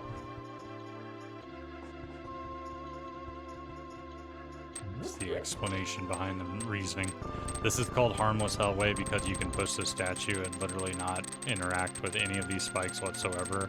I've definitely seen more than one new person not know that and try to get through that room without doing that, and you don't have to at all.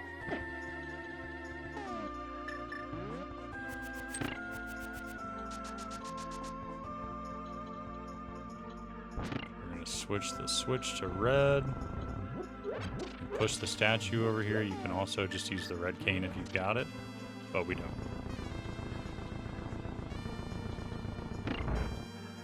Three hearts over here.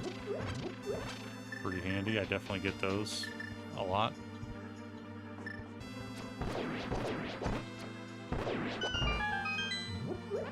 Bonus arrows if you need them.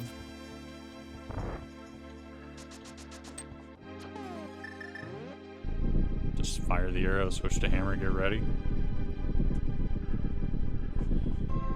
Yeah, happy Friday, everybody. We made it. We did it.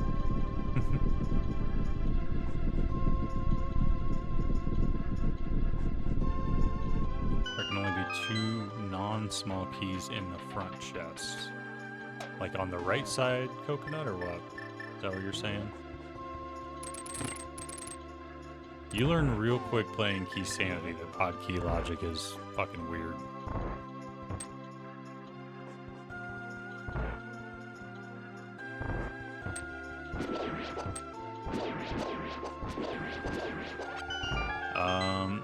Not logical, but kind of if you don't have lamp here, this room can really suck. But if you've got fire rod, you can come over here and just kind of like in the dark, you'll see your sword sparkle and stop.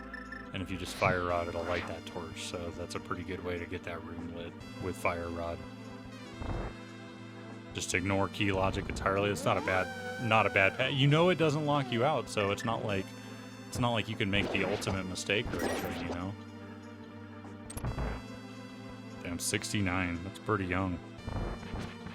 Hold your sword out here. If you just keep holding your sword, it gives your hammer the sword hitbox. So it makes it much easier to hit this guy with the hammer over and over. Just keep your sword button held the whole time.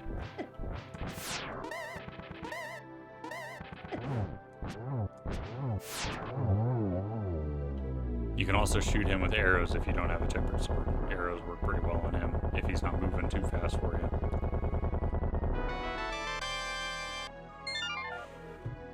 Feel free to ask any questions you got, CJ. We have found the powder. Bacon was in here somewhere. I blinked too. It was somewhere in pod. I don't know. One of the chests.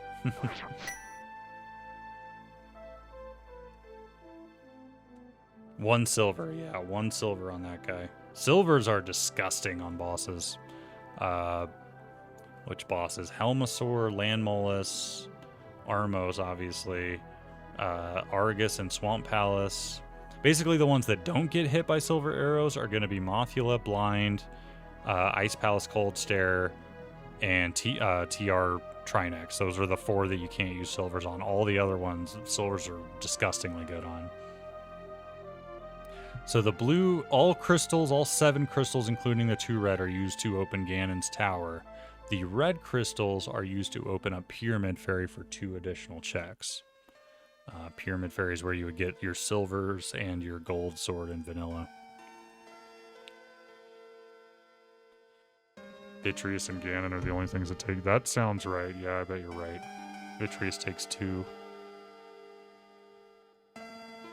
I don't know. I don't think you can use bow on blind. I don't think bow hurts blind. I don't think. I guess I might be wrong. I don't think it does. I don't think bow does anything to him. So we've got 2 crystals we can go do. We can do Ice Palace or we can do Skullwoods. Generally, the newer player likes to avoid Ice Palace. So we'll go do Skullwoods.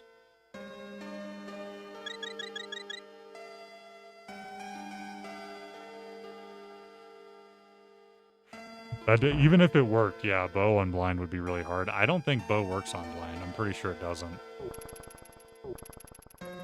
Does it work, Coconut? Are you sure? Gotta test this for science.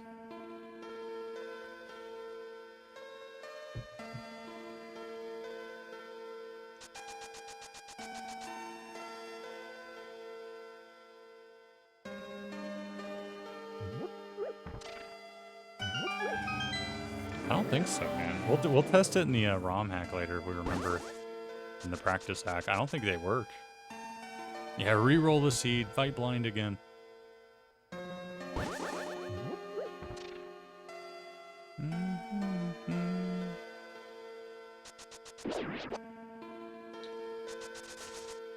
So, Skullwoods is another one you can kind of route different ways, but generally you want to do the back first. You want to go to the boss first. If I have a red cane or a mirror, I'll do this check first, but I don't, so I won't. I kind of change this one routing-wise depending on what I have. But it almost is always me going to the back first. Unless I'm coming here without Fire Rod and I've done everything else in the game already.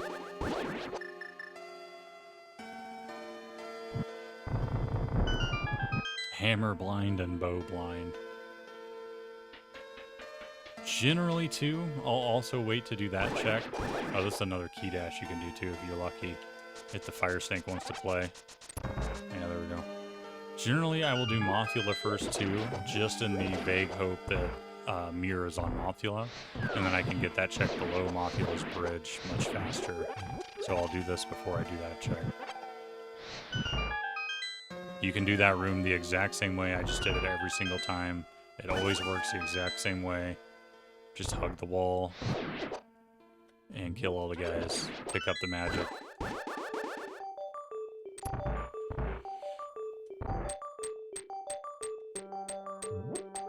Check the back door first. The Skullwoods method.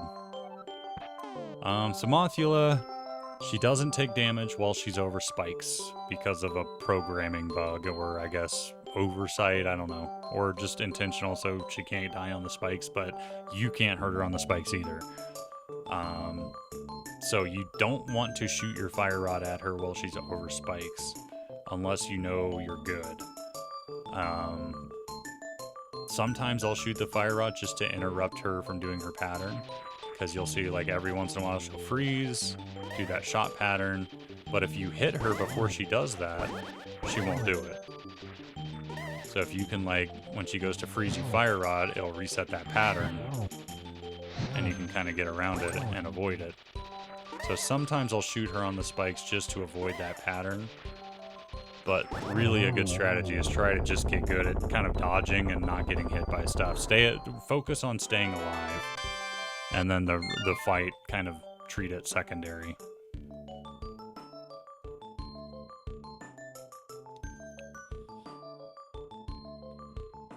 Tempered spins and vanilla do no damage either. That's so weird.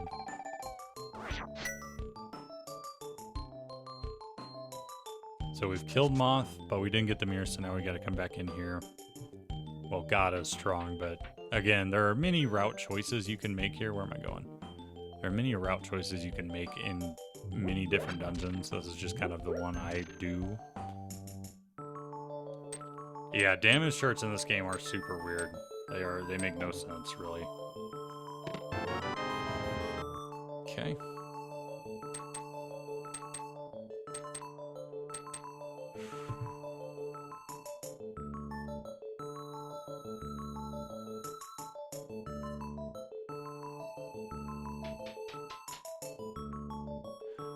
So, Skullwoods has 2 items in it. You'll see that my auto tracker counted down an item when I killed Mothula.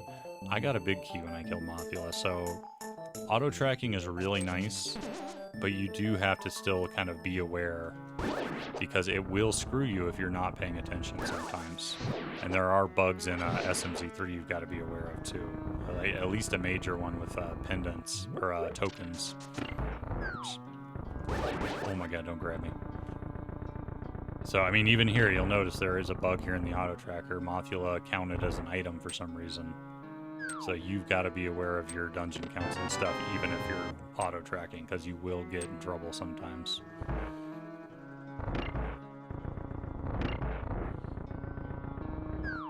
The cello.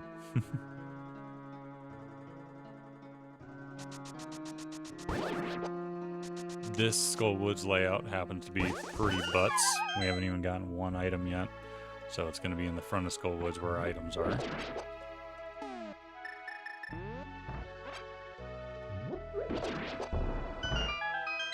Normally in vanilla you hit that switch to make this wall, this floor go away, but you can, oops, you can walk back through the door. you can hug the wall here. As long as you're holding the opposite side of the hole, you're not going to fall. So you can hug the wall and make it across pretty easily. There's one item. So it says I'm empty here, but there's definitely still an item in here. Same deal, you can kind of hug the corners there. You don't have to step on the things in skull lids like at all. What an asshole.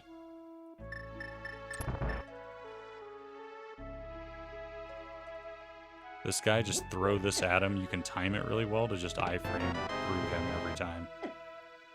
I stopped to explain it, so it fucked me up, but it's not that bad. Like that. And then you can iframe him.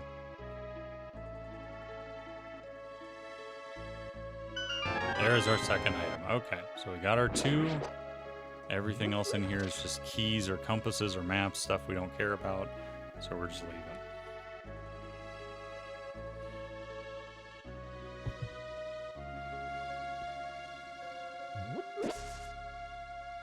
Better not be a slur, Breadmond.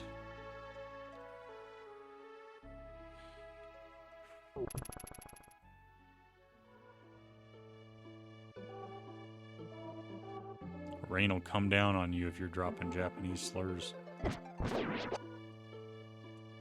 Heart container on the ledge, not all that important. So now we've either got Ice Palace or Mirrorless Smiths. Don't speak moon. We've also got oh, you guys are freaking me out with all these other languages. These languages. I barely speak English.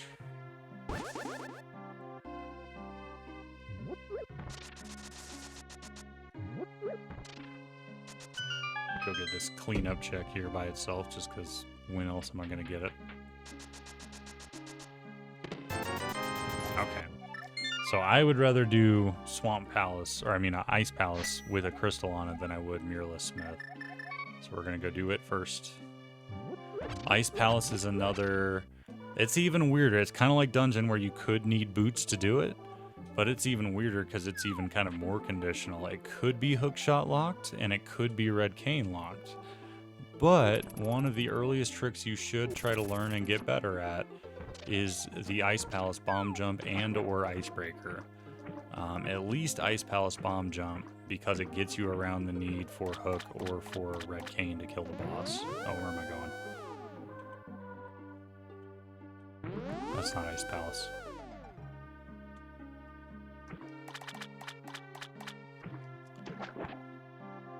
So right now we don't have the red cane. It could technically be red cane locked here, but if you can learn Ice Palace bomb jump, you don't need the red cane, even if it is logically red cane locked. So this is one of the earlier tricks I would recommend newer players try to learn is some way to break Ice Palace, because the vanilla Ice Palace maze, puzzle, whatever you want to call it, sucks. It sucks balls. Yeah, and I mean, I honestly learn both if you want to, but learn at least bomb jump, because as you see in this seed, you will have Ice Palace open without your red cane in a decent number of seeds, not all seeds. Yeah, just get red cane right there, easy.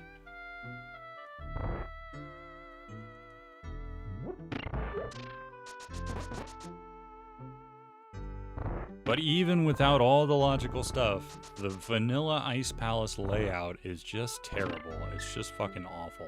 It's the reason Nintendo fixed it and changed it in their later revisions of Link to the Past. Is because the puzzle of it sucks. No, I didn't learn it yet, Coconut. I've seen people do it. It's like, oh, I had to lift that up and I threw that too early. Yeah, and then you hit him up here or some shit. And you can get them both. I haven't learned it yet.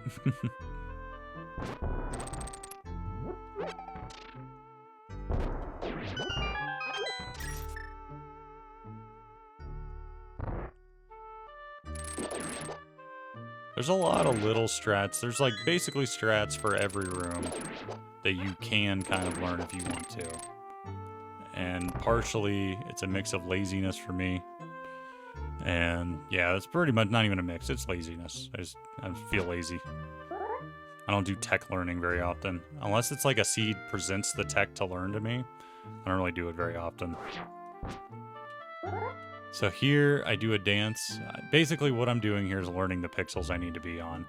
Right here is the right pixel. And there are like 3 different ways you can set this bomb jump up. This is just the way I learned it. I'm going to back up until my shadow pixel is even. See how it's even with the spike pixels there? It's the very last pixel and it's even. It's kind of hard to see with black on black, but it is visible. And this is one that's definitely, it's easier to do it on emulator or like a Super NT than it is the actual console because pixels get a little muddy. But it's kind of, you learn it the way you want to learn it, but it's comfortable for you. So the way I do it is I come all the way up to this wall, I hug it, and then I kind of wiggle until I hit this right pixel that I want to hit. And I fall over and over. So we hit the right pixel there. So now I'm lined up here. I just don't hit left or right and I'm good. I want to place a bomb here and then I want to move down to that pixel right there. And that's definitely the hardest part of this bomb jump. It becomes easier as you do it a lot more. You kind of just learn like the flick and you learn how to eyeball the pixel and maybe even correct it in time. So that was like 3 in a row. I got the right pixel. That was 1 too high. So we're going to place the bomb. Got the right pixel.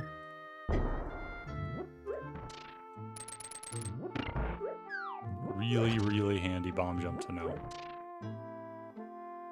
That's one where it's just kind of save state it, get the practice hack, practice it. It is way better to do that than it is to do the Ice Palace maze / puzzle, whatever you want to call it.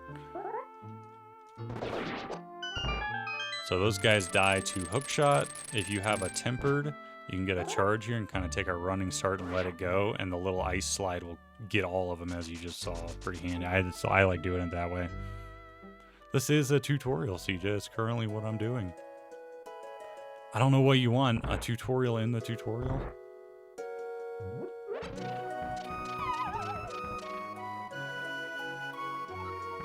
There's some precision involved in it. It's kind of tighter. I do make it look a little easier because I've been doing it so long and I do it all the time. But it is definitely learnable. It's not ridiculous or anything. There's way worse stuff in SM that you could want to do. Yeah, tutorial of Ice Palace key logic. If there's a small key on the boss, it's not it is hookshot locked. The dungeon is hookshot locked. I know that much. I don't really know the key logic of Ice Palace either. Because again, once you learn how to break Ice Palace, the key logic doesn't mean fuck all anymore. It doesn't matter. You always have keys where you need them. It's just the way to play Ice Palace. There's our TR entry.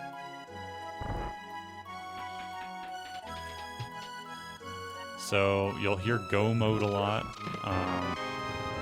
Go mode is basically just what items at minimum do I need to be able to finish all the crystals and get the game done.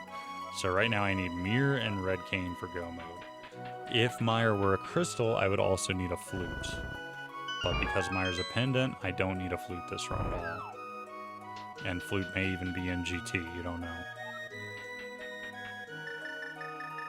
And if nothing's here, we're basically stuck doing green pendant Eastern or we're doing mirrorless Smith. So something got put in a pretty awful spot here unless it's in the end of Ice Palace. Well, that's Rando. Use boots on ice if you got them, as you see here. This staircase fucking blows. If you're like even an inch off, it doesn't work. But if you boots, it feeds you into it. It works every time.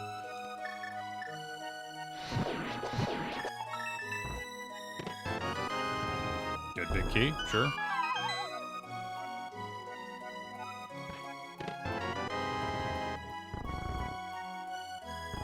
So Ice Palace is about the only dungeon I won't even really show you how to do it vanilla because I don't even remember and I never do it anymore. Just go learn the bomb jump. Just take the time. You'll get it down in like maybe 30 minutes or less even. Like if you just save state practice it, you'll get it really quick. It's definitely saves you a lot of time in Ice Palace. And new players hate Ice Palace too, so it's like it's worth, you get less time in the shittiest dungeon in the game. It really works out. It's a good, not a bad first trick to learn. It's definitely like top 3 of the first tricks you should learn in my book. Yeah, Ice Palace will always suck. It's about making it better slowly with tricks.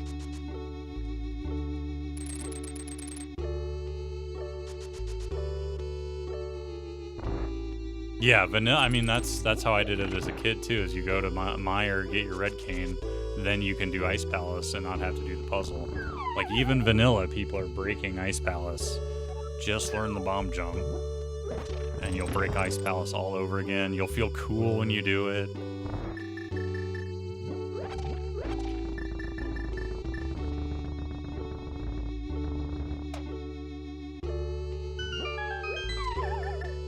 So, a couple things here. You can use bombos to crack this shell. If you've got sword beams, you can also use a fire rod shot immediately followed by a sword beam to save half the fire rod. Like if you do this, oh, didn't do it fast enough. Like that counted as 2 hits. That said, if you've got the bombos, just use bombos. It's way more efficient on magic to crack this shell. Most of that only matters when you don't have half magic. Oh god, we missed. Typically, you want to hit all of them right when they become vulnerable, and it'll send them all into the left corner, and it kind of helps you choreograph the fight a little bit. But since we missed, now we're just kind of improving it. This is the way I do it. I just kind of charge sword swings, sword spins, and just kind of wait for them to get near me. Dodge the falling ice. Again, it's a, oh, we got the mirror, fuck yeah, dude. Okay, it is something that you just kind of get better with as you play. Bosses in general, you'll get a better feel for your comfort level on and all of that good stuff. Oh, you know what? We didn't even need the mirror. I forgot Swamp was a pendant. Now I wish that was the red cane. Now what do we do? Now we can do Mirrored Smith, Pyramid Fairy, or Swamp Palace.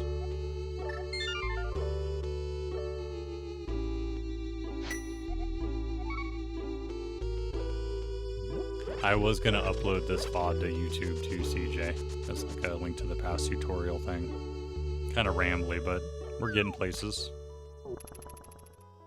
What did he see that was mirror lock? Swamp Palace?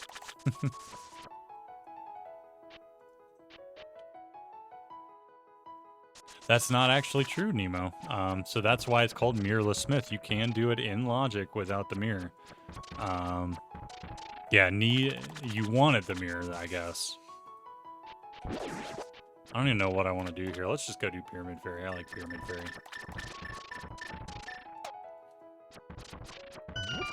Bombos Tablet. Could do Bombos Tablet. Could do that first, too. I'll do that with Swamp.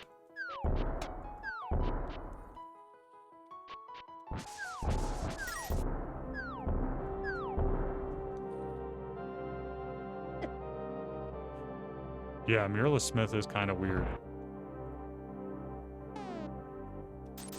Yeah, Mirror unlocked a few different Smith area things that we could go do. I'll probably even do them before I do Swamp Palace.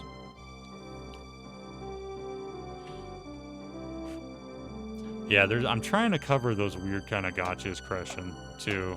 Because, yeah, I'm trying to cover those most commonly asked ones. That's definitely one where if you save and quit with either the Smith or the purple chest, you will respawn with it. Which is weird.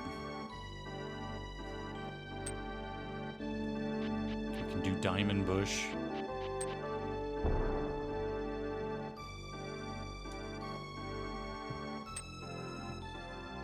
So what does Pyramid Fairy have?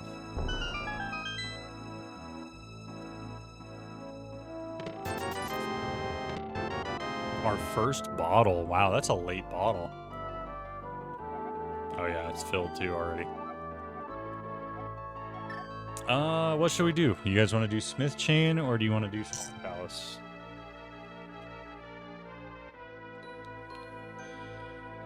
Two wrong. They were two wrong red things.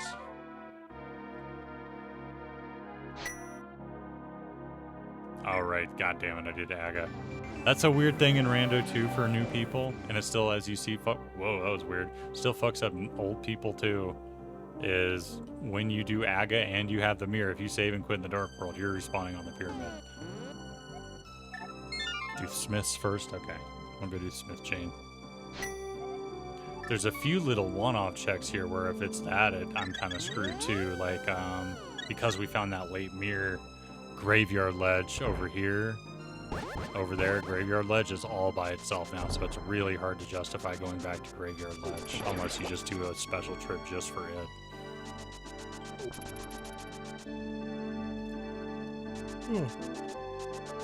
Excuse me.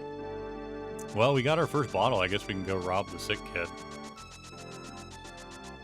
before we go do Smith stuff.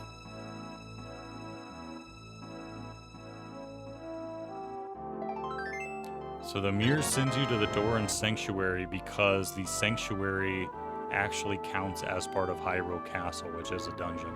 So the mirror works in the dungeon.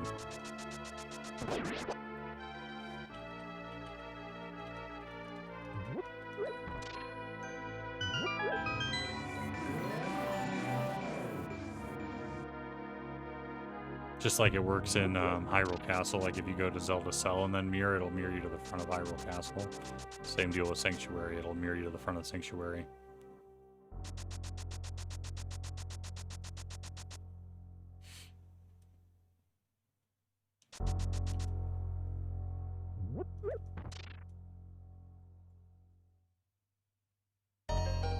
There are some glitches like Ice Palace Bomb Jump, Silverless Ganon.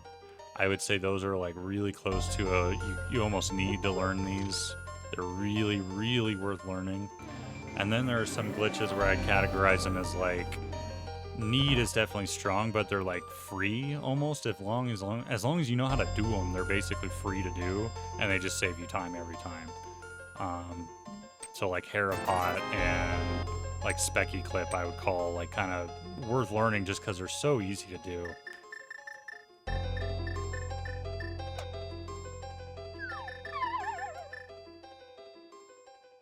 I did do Hammer Pigs. I haven't done Bat yet, though.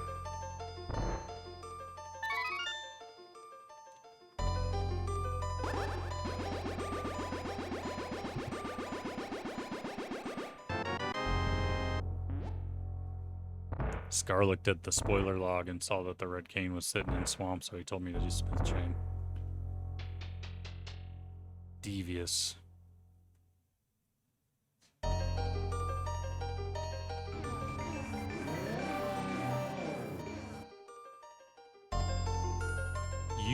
There is a way, Nemo. I think you're asking questions you already know the answer to, but that's a good question. There is a way to do it without powder, but you actually need Red Cane to do it, which we don't have. So in this niche situation, unfortunately, you could not do that without powder.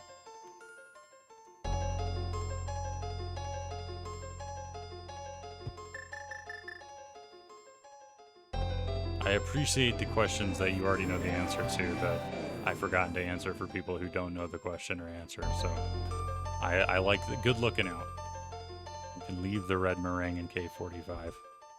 So pick this guy up before you mirror back. Kind of a weird interaction here is if you're in the dark world, you can just run and leave. As long as you don't go to the light world, you can just run and leave that chest behind. Yeah, you need mushroom as well. Or powder. I mean, you can do it with powder as long as you're out of magic. Kind of seems like a Y at that point, though. So, as long as you've left that chest in the dark world and you haven't mirrored anywhere, if you mirror in front of this thief guy and talk to him before your iframes end, you don't need to carry the chest the whole way. There's mushroom. We got the mush.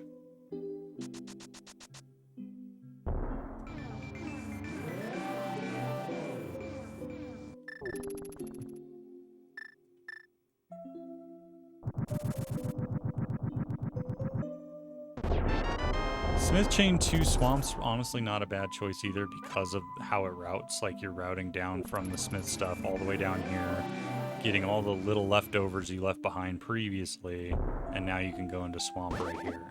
So it's not a bad choice. Not a bad choice on route.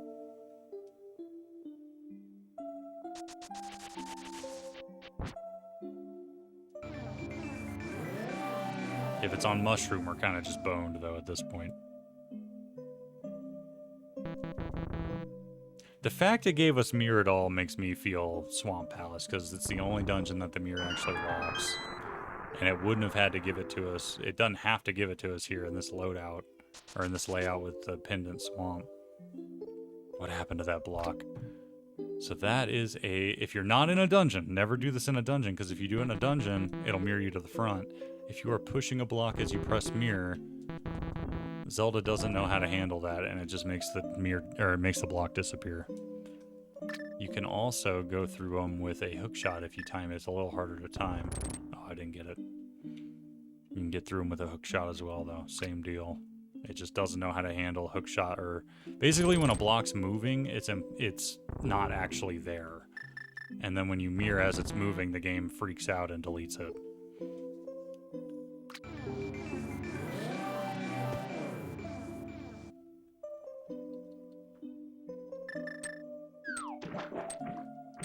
Do another glitch in here. This one is a good to know, not really necessary, but just straight time saver. Kind of saves you annoying shit in this dungeon.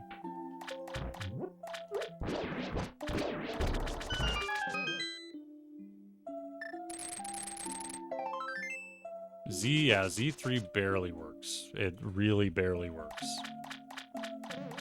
Especially the 1.0 Z3. It really, really barely works.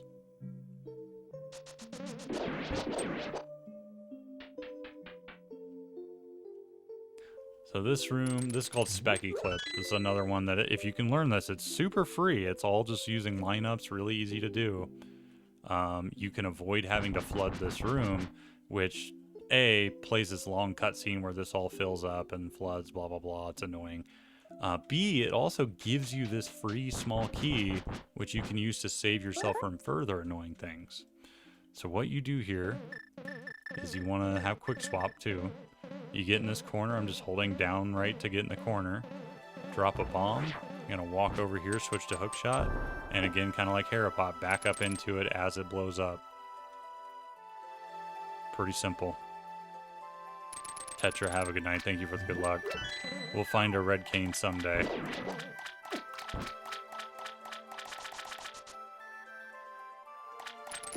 So now we've got a bonus key that we can basically skip getting another key with, which is very nice.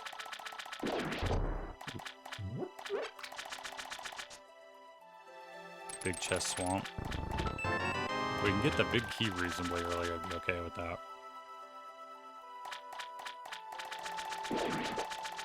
So like the way I'm going to use my key already right here is normally you'd have to go down in that other room, go into this room, grab the key down there, come on out, flood this, and then go all the way back around again.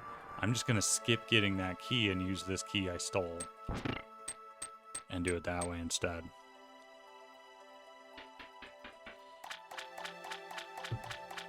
There's always a sword in swamp. I'd take a butter sword. Wouldn't have complaints.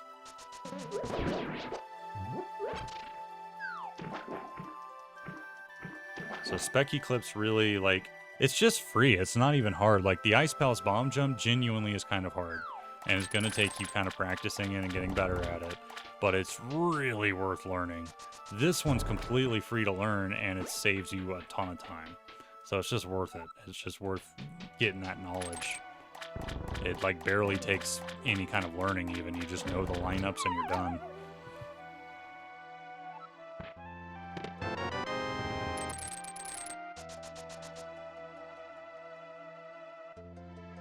Kind of like Harapot. That one's one where if you've got a hookshot in Hera and you can learn Harapot, it just saves you time on that dungeon every single time you're in it. And it can often save you having to go to the basement too, which is nice. Which just saves you even more time, because the basement's like a minute and a half.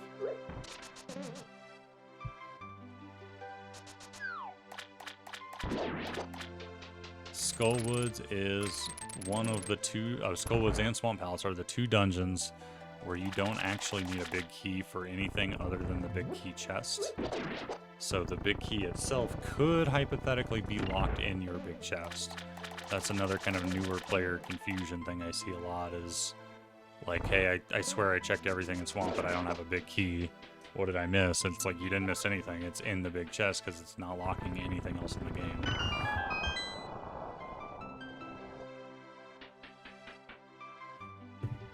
Same with Skullwoods.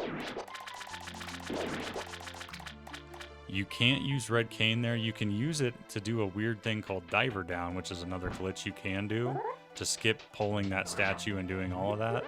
But if you try to just use a Red Cane on that statue button, you'll get too far away from it and it'll despawn you. Oh, let's go look at these dumbass stairs too. These stairs, if you can avoid using them, do it at all costs because they are fucking annoying. They're buggy and the devs have not fixed the bug. Look how I'm coming up here and I immediately walk back down. They're very annoying stairs.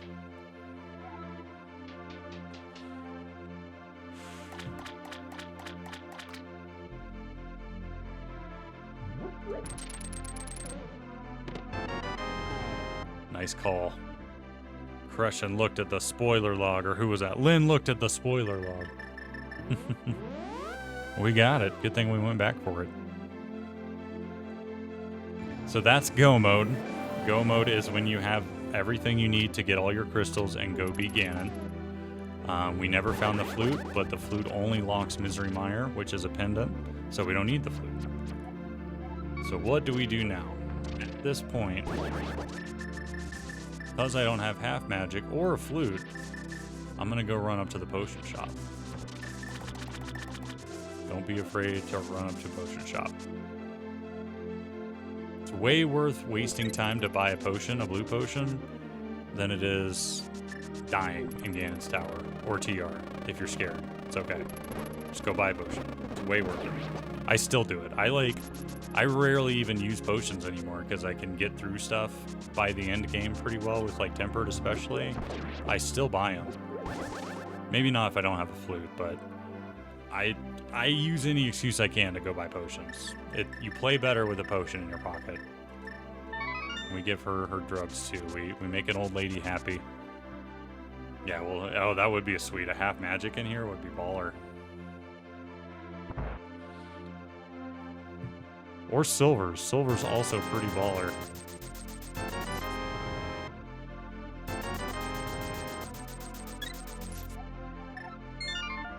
She gave me silvers. I'll enable her have it all day. Giving me legendary weapons to kill god pigs. I'm cool with that. So this is another like hammer dash. If you just hit your hook shot and your boots on the same frame, you get super speed. While you're on stairs anyway. You gotta be on stairs to activate it.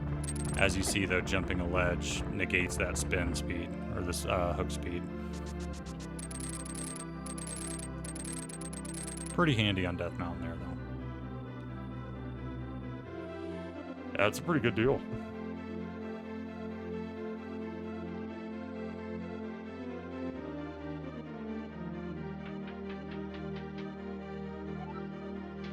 Yeah, without the potions in your pocket, Tamian.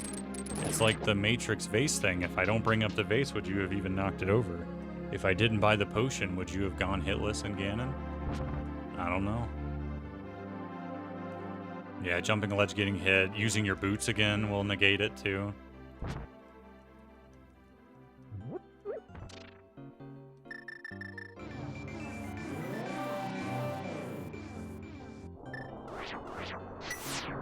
So TR, Ice, and Misery Mire are kind of three dungeons that new players tend to hate just because they're kind of harder. Luckily, I mean, you can get forced here pretty early, but luckily with all the stuff that locks TR, you can go do other stuff before TR. So you at least have like a Master Sword typically in here. If you have a Master Sword or lower, I generally will use the hammer on the boss instead of a sword. And you're using up hammers and stuff, but it's still worth it. It's faster, it's easier. less chance you run out of magic if you don't have half magic. The hammer is a tempered sword, so it's worth using it on Trinex when you don't have a tempered sword. Just for the less magic you've got to use to do it kind of thing. It's worth it if only for that.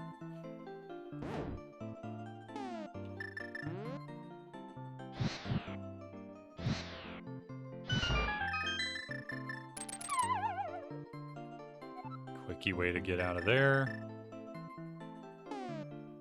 Racers will do that and not remember they don't have the hook shot, and then fuck themselves because they go to hook shot and don't have it. I've done that myself.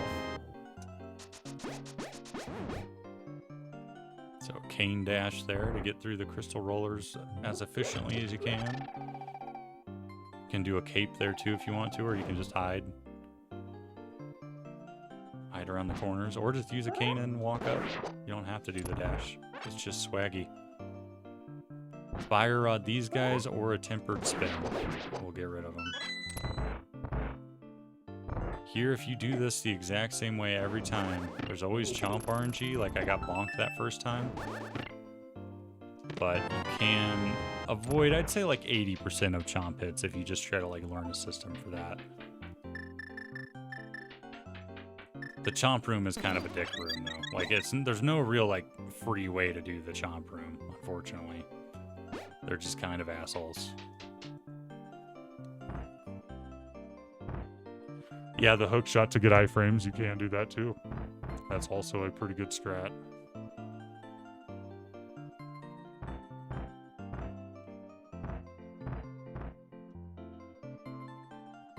Oh, saving the full magic, yep. A lot of the things like that I don't even think about anymore because it's just reflex to get it after I do that room. Oh, we got bunnied before I got the last hit on him. So here is one place we don't have the big key. If you had the big key at this point, you're gonna what's called steal this key. You're not gonna use it on this door because you've already got the big key. You're in go mode. You're just gonna go. But we don't have the big key, which means it's a vanilla big key.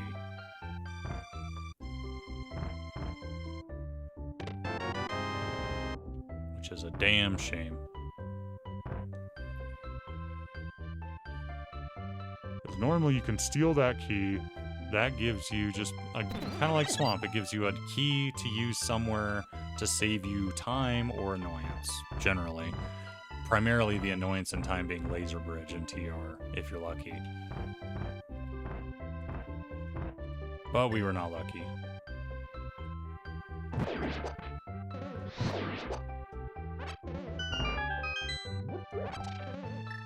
Knowing where drops are under pots can make a pretty big difference in this and in Mire.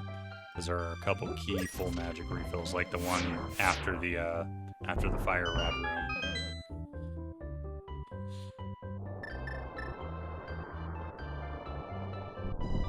Mimic Cave there, but we don't really need it because we're in go mode.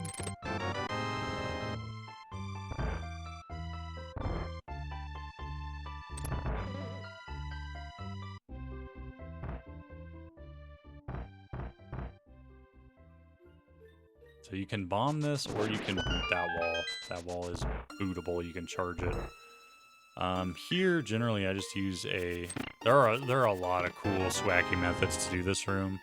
I usually just do a pretty boring boomerang like that. There are a lot of ways you can do that room, though.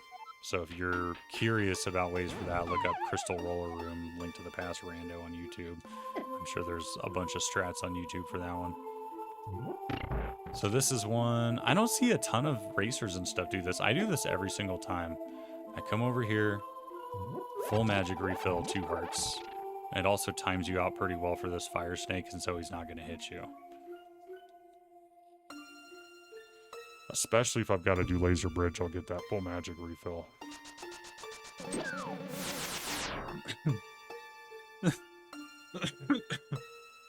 So oddly enough, Laser Bridge does actually have logical restrictions in SMZ3, and that is Blue Cane, Cape, or Mirror Shield, like the actual shield you would use to do it in vanilla. You don't really need any of those for it. Obviously, it's helpful to have them. But you just learn laser bridge without them. And especially... Man, my body's making all these noises. Especially with this door right here. Just go outside. Now if you die, you're going to respawn right here. Even on the boss or anything. So this is a really good safety door to take. Thank you, Squishy. If you are scared of Trinex, take this exit and come back in. And now if you die or mirror or whatever, you're going to respawn right there. Really nice. If you want, you can stand right above these lasers like that and not get hit. And try to time it. I'm pretty bad at it. Hey, we did it though. But really, I mean, honestly, with the back door too, just take a hit, go through, iframe through it.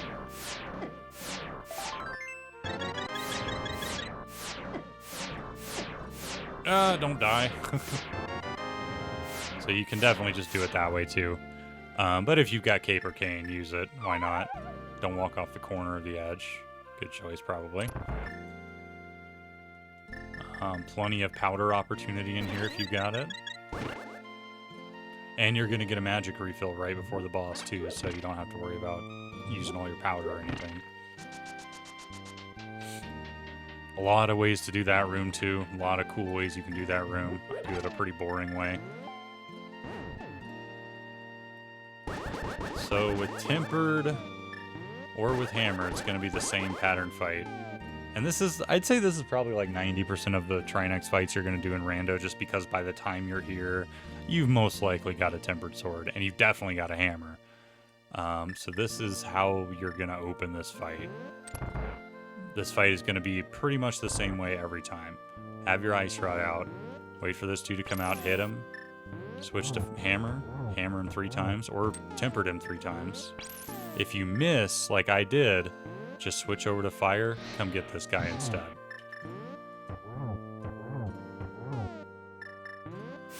Because this Ice Head is a much bigger pain in the ass if he decides he wants to fire. If he wants to give you an ice floor, you're in for a bad time. This is why you buy potions too, because I don't have half magic. I took a couple wrong shots, and now I'm out of magic.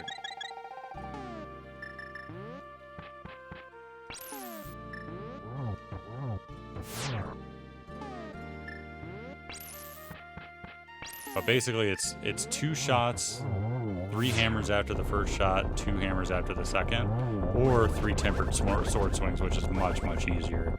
Hammer Trinex is not pleasant. It's just better than Master Sword Trinex when you don't have half magic. Phase 2 of Trinex is really not a big deal. I don't think I really see a whole lot of people struggle with Phase 2 too much. It's not that bad. Thank you, Nemo. Thank you, Spolsky. Thank you, Hamhawk. Thanks for all the blessings. I'll take them. Not a very blessed seed.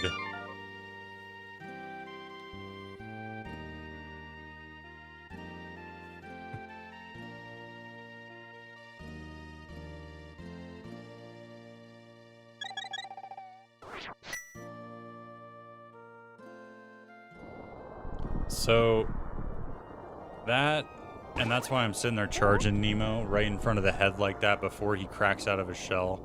Right as he cracks out of his shell, it's like maybe a second or so, kind of like as he hits the bottom wall and starts going along the bottom wall, his whole body is vulnerable as opposed to just that little middle piece.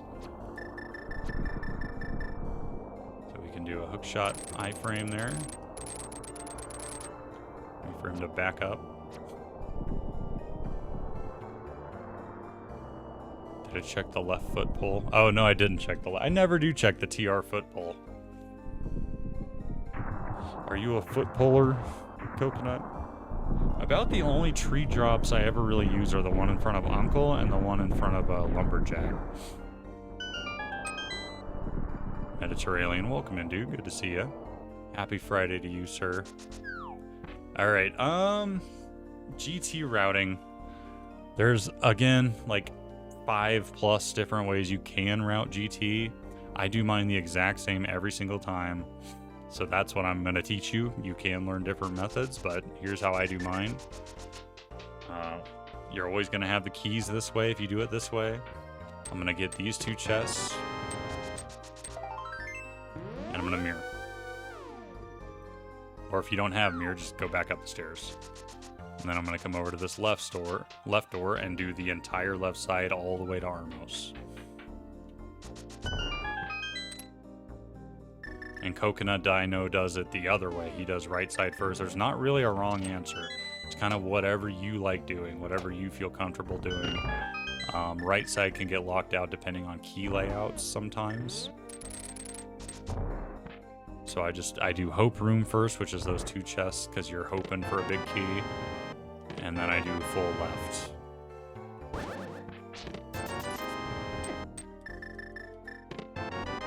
There's our big key. Dark Magician, so Coconut goes to this room first and then goes full right side.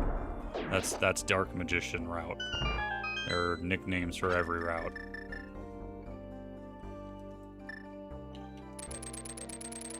So I know we got the big key, but I'm just gonna go through the full route basically.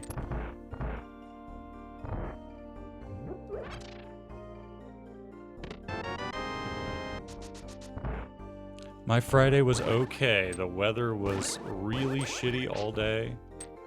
But because of that, I got to go home an hour early, so that's something anyway. The drive home was not very pleasant, but it's the weekend now, so I don't have to drive. So that'll be nice.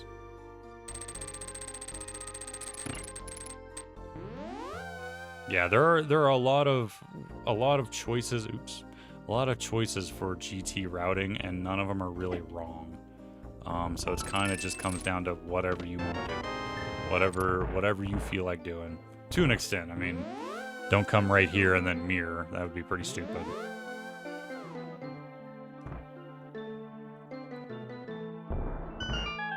You need at least 1 key to be safe, Bork. Yeah, 1 key. You'll get at least one in the climb off the Helmosaur. So that will get you all the way to Moldorm. Half magic, they're sick. At least 0, possibly more. 2 means you don't have to kill the mini Helmosaur. 1 means that you got enough. And if you do the same route, like if you do this route every time, you'll always have keys. If you get your big key and you have 0 keys, you know to keep looking until you find a small key and you're done. And then you just mirror and go up the climb.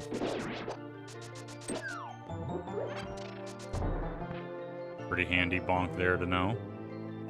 There's a lot of like really free things that are definitely worth learning.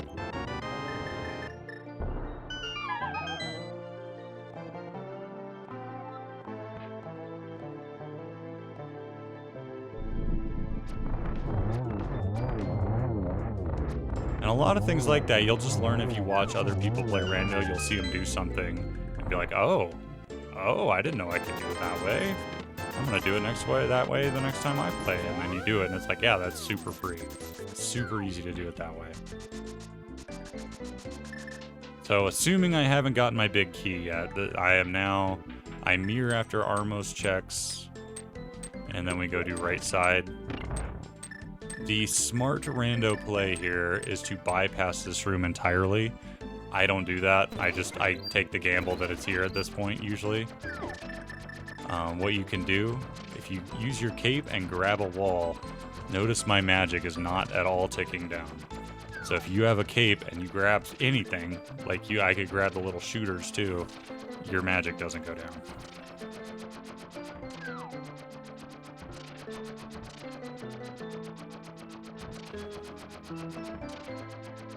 For not knowing half magic bat. It's a weird check. It's kind of an obscure one. When you're brand new, there's gonna be at least something that you don't know, probably. Yeah, the cape trick is so handy. You can use that in Ganon too. You can use that a few different places. So I mean, this room you can do it really fast and just kind of not worry about the boss or the enemies. Or if you want, you can do that. You can kind of like wipe these guys out. Get your room ready if you're scared of losing this room. You can kind of prepare it all. Obviously, that's way slower but there is a full magic here, so don't feel bad about running out of magic. Just know that's there.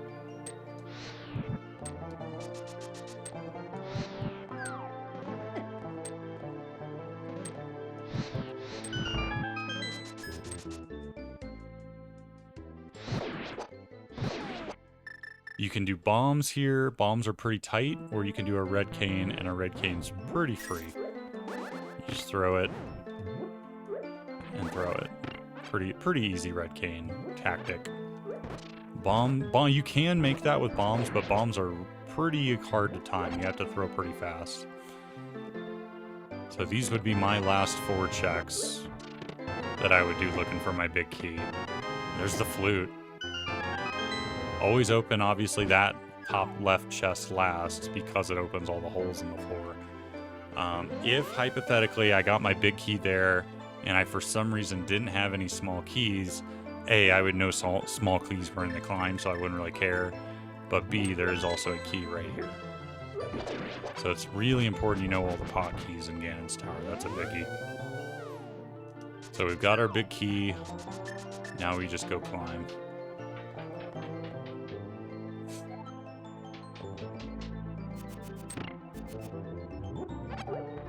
I just take 2 hearts here, push, take another heart right here. You can do that pain-free if you want, but that's just kind of a faster way to do it. Grab this statue, and you can lead them up while you don't move. And if you hold your sword out, they don't turn towards you at all. So even without silvers, you can do this. It won't look at you. And in that same vein, I walk through this door with my sword, so this guy never even looks at me. And then I can get him like that. 5 arrows there if you need it. Meyer was locked behind GT this seed, which is fairly common, a pendant dungeon getting totally locked behind GT. Like if Mir were in here, Swamp would have been locked behind GT. I've had a seed where Mir was in GT, the GT big key was on the torch, so I needed boots, and then boots were on Ped, and Swamp was a pendant. So you had to come in here, get your mirror, leave, go beat Swamp, pull Ped, get your boots, come back, get your big key. It was ass.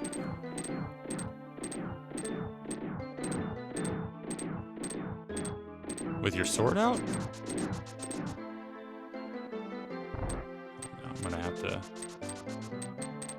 Are they respawned now? Oh, they're not respawned. Now we gotta test it, Lupus. I don't think they do. Maybe they do, though, and I just never do. I, like, wrote it off as don't do it. I think with your sword out, they just don't turn.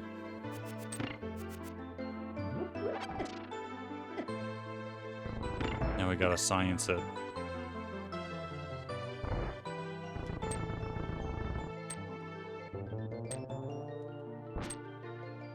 Oh yeah, they sure do. Okay, there you go.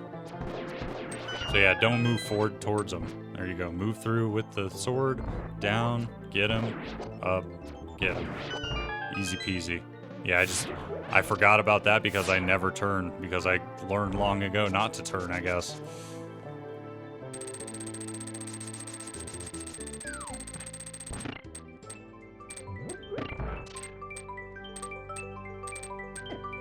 Good looking out, Lupus.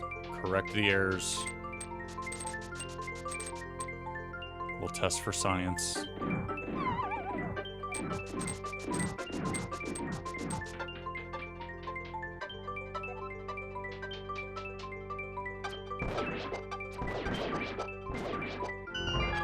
These rooms, there are strats for. You kind of just get better as you play them more. This room I still hate. This is like my least favorite room in the climb. These guys are assholes.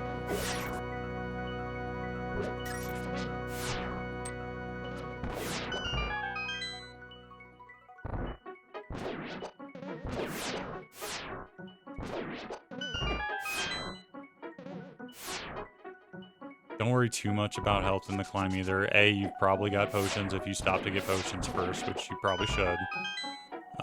B, you're gonna get some health refills if you have the powder as well. So right here, these guys, if you powder them before they move, they turn into a fairy. But if they start moving, you can't powder them anymore, so be fast.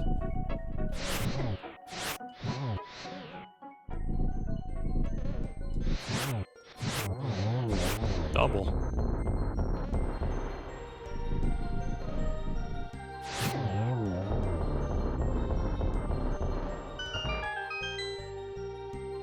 Yeah, Bombos pretty good strat. If you've got the magic to spare, Bombos clears out rooms really well. I was talking about that in the Aga climb part, where if you've got a coin there in the Aga climb. Okay, so this room, it feels really swaggy. It's super free.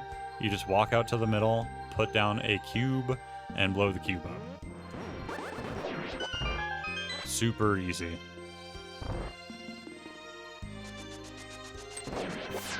This one's a little harder, takes a little more learning and kind of timing, but it's pretty easy to one cycle that one too.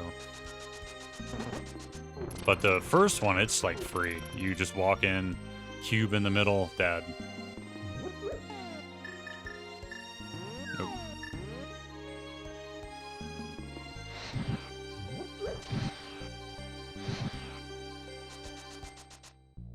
You can use lamp here if you need to save your magic.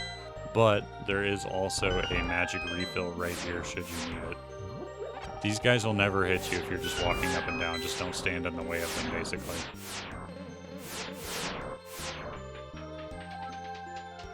Do the room with lamp. Okay, yeah, I'll show you. Actually, yeah, I can show you that. I think it's in logic to do this with lamp. So with lamp, got to do a little more prep work.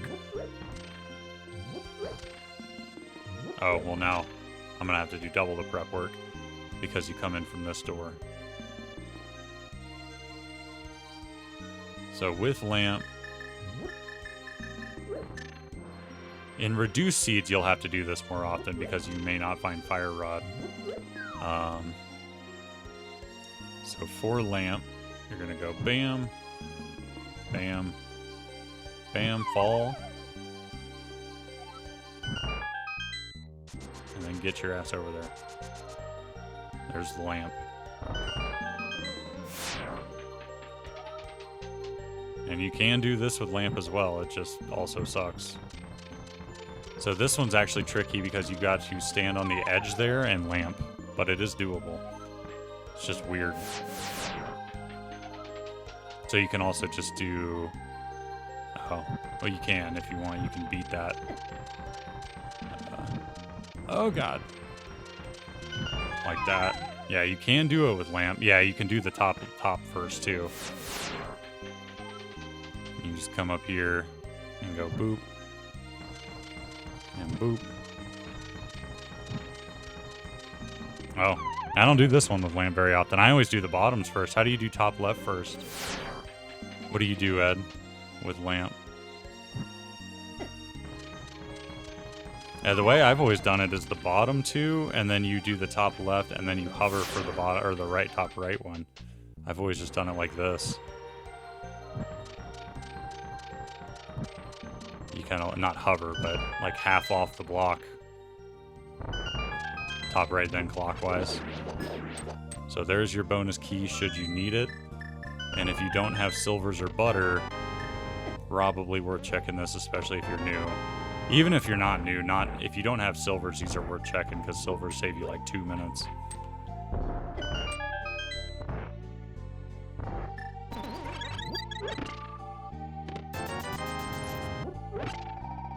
Full magic refill right there. Don't forget that one. It's really, really good to grab that.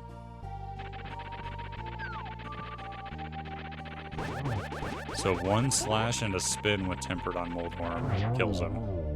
Pretty easy with Tempered.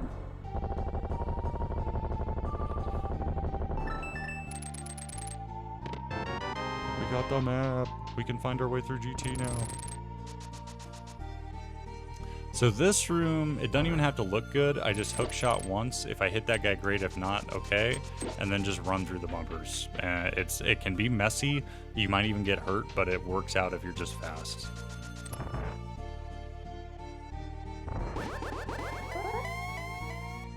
Aga's another thing you kind of just get better at as you go. It's kind of hard. It's kind of hard to get triples on Aga.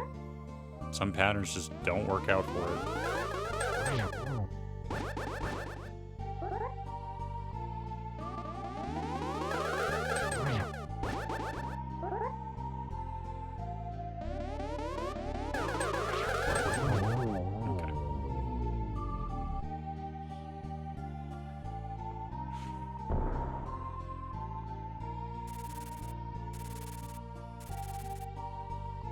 So we'll do Silverless for Ganon too, just to kind of show you the idea behind it.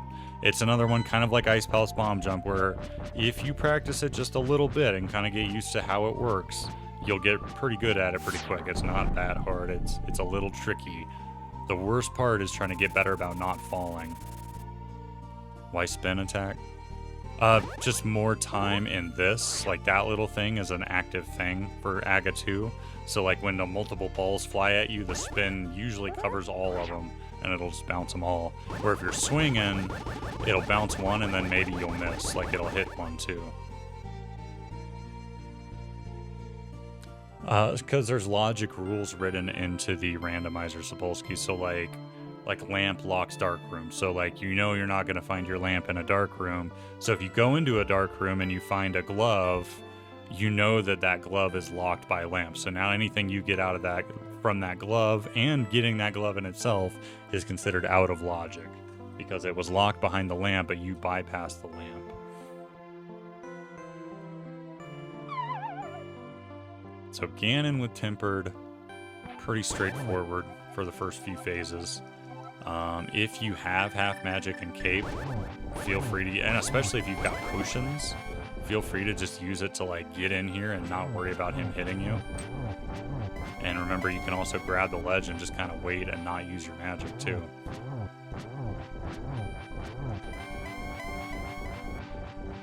So like, just get in there, slice his butt. I don't have to worry about the bat pattern at all.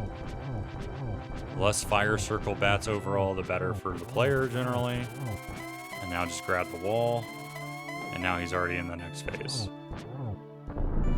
Pretty handy with cape.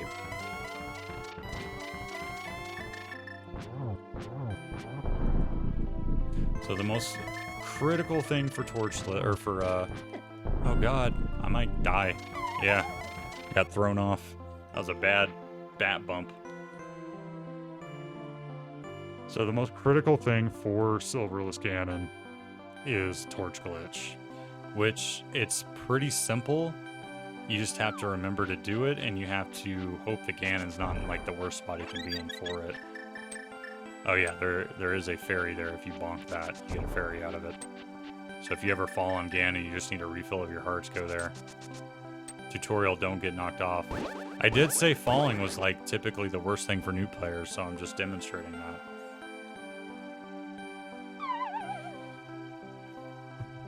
Now imagine you had Master Sword and you just spent like fucking 5 minutes doing spins on his ass to get him to that phase, and then you fell off. That is infuriating.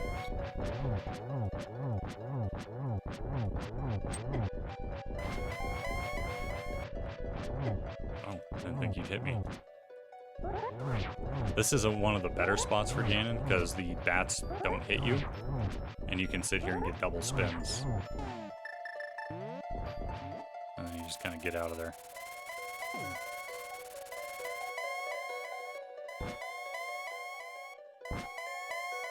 Okay. Back to this. Minus the whole falling thing.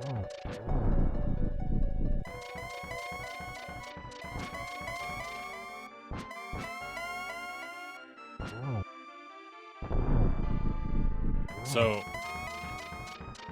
Torch Glitch is part of this fight, and if you're going to do Silverless, it is super good to know it. Even if you're not doing Silverless, it's still really nice. So, we've got the last tiles falling now. Ganon's about to teleport to the worst fucking spot he could be for Torch Glitch, but you can still do it, as I will show. First, let's get our magic back up. So, you can either try to precision this. When you're new, don't try to precision this. Basically, what you want to do is right when this torch goes out, this first left torch, you want to relight it immediately before the right torch goes out. You can also use these tiles falling in the top. When this last tile falls, when that last tile falls, that's when the torch goes out. So you can kind of use that as a visual thing. It's really not that tight. I'm just giving you all this explanation up front, just so you know what I'm doing here. But when you are new, and especially if you've got like half magic or you've got bottle refills, just walk over here and just spam it. Just spam it, spam it, spam it, and it will work. So now you've got, now when this torch goes out, the other one never will. It'll just sit here lit forever. So now you only have one torch to worry about. You can't, yeah, swipe him to freeze him to get it out of the way. That is a good idea. So now I've only got one torch to do. You're going to dodge the bat and just spin him as he goes to teleport. And you see I'm kind of like, this is all kind of muscle memory for me too, so I'm trying to think about how I do it, but I'm kind of like baiting the bat out and then moving right as soon as he fires it.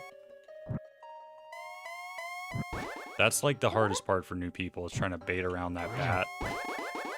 See, I'm going too far to the left and then kind of coming back up around. Try not to get too greedy.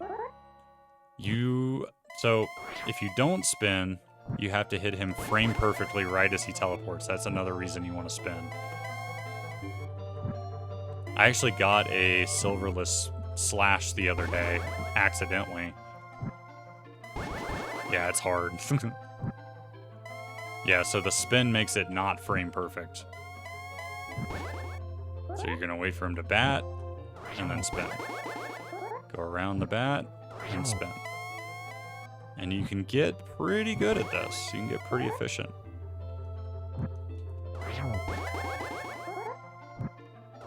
Key here is survival. Don't worry about hitting him all the time. If you can just get one per light, that's still plenty. That's enough to kill him. Just don't try to get too greedy. Don't fall off. You can get doubles pretty comfortably. You need 12 hits to do that. The circle strafe, yeah. You got a circle strafe Ganon too.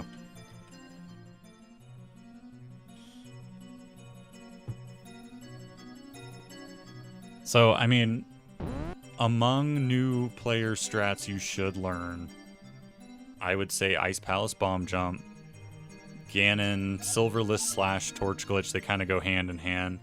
Both of those are really, really, really good to learn, especially Silverless, because Silvers can be everywhere. They can just be in the worst spot imaginable. And it really sucks to beat your seed, and you're all done, you've done Ganon's tower, and now all you need are silvers, and you could go kill Ganon, but you don't know Silverless. It really sucks. Thanks for the GGs, everybody. I'll get appropriate music here. That's stream mutant music right there.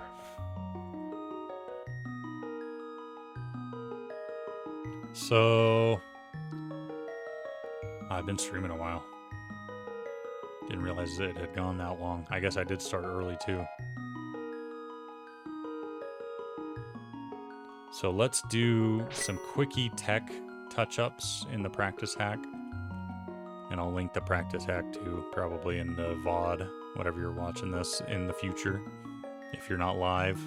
The live people are missing out. They're missing out on all the links. They only got this main link, and it was a pig. It won't even link. You can hold X to fast forward. That's what I'm doing here. Thanks for the GGs. This VOD will become a link to the past, yes. Poetic.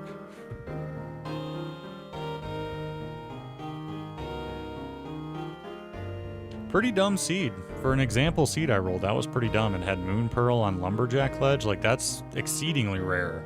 That does not happen very often. Pretty cool.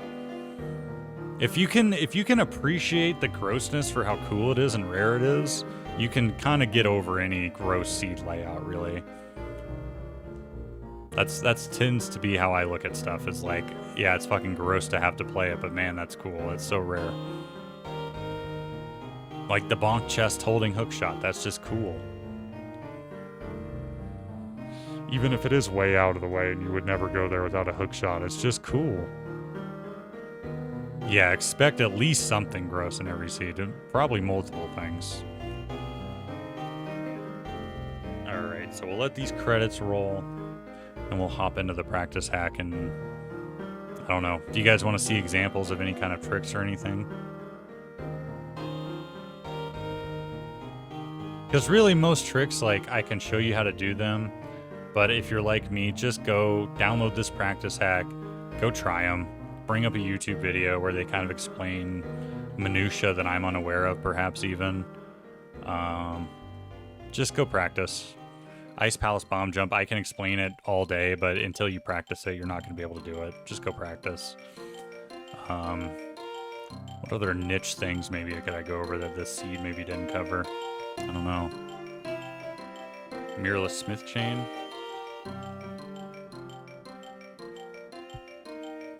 I don't know if I can do Mirrorless Smith Chain with the Rando or with the practice hack. Maybe.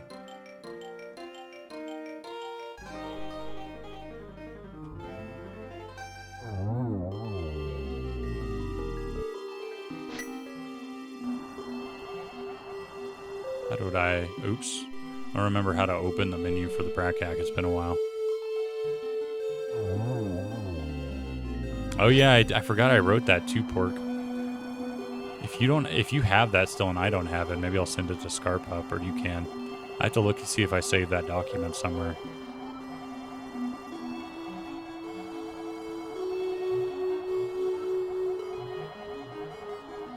Or was it a Google Doc, maybe?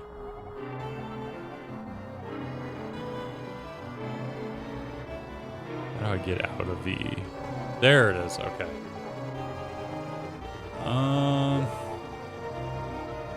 Yeah, I don't use this very often.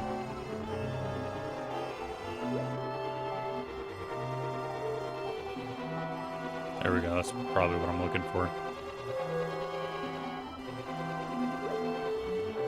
Well, the thing in vanilla is you get the,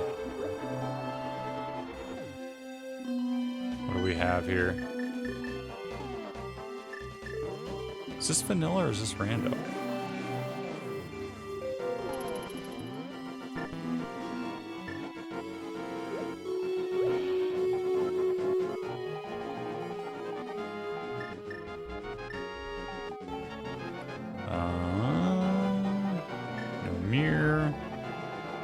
We got the flute, we got no mirror. The flute's just for me to get over there easily.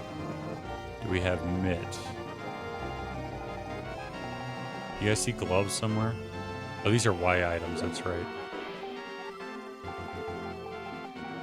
Titan's mitt, okay. So now we should be able to do the, okay. Yeah, let's go do Mirrorless Smith, why not? So I use my shadows, Tamian, but the sword is definitely something you can use as well. I'll close the music here. Oh, that music was almost over anyway.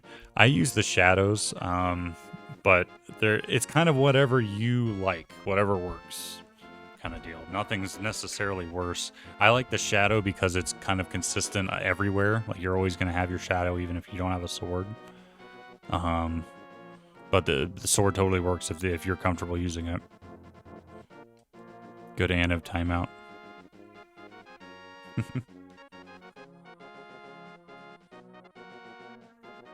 Yeah, I did show Specky clip. We were go mode Kane, so I didn't really show Diver Down or anything. I wasn't really focused on like a ton of glitches. It's more just like beginner intro gotchas, you know, little things kind of deal. And a few glitches where it's like you really should learn this one kind of right away.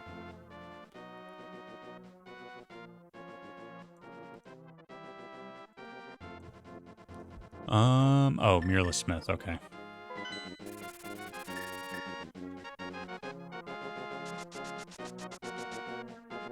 See all the numbers and all this shit you're getting in the top right here? These are all a lot of values that I don't really know how to use for my glitches, but the people who find glitches can use these to find out how to do glitches. Oh, I didn't do Cape Ledge without hookshot. That is a good one. That is a weird one. We'll go do that since I'm right here, I suppose.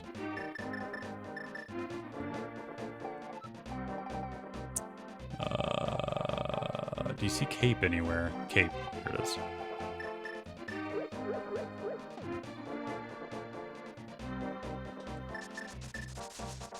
So this one's in Logic 2 in both Link to the Past and SMZ3. I don't know if it's in the basic Logic or not. I think it might be.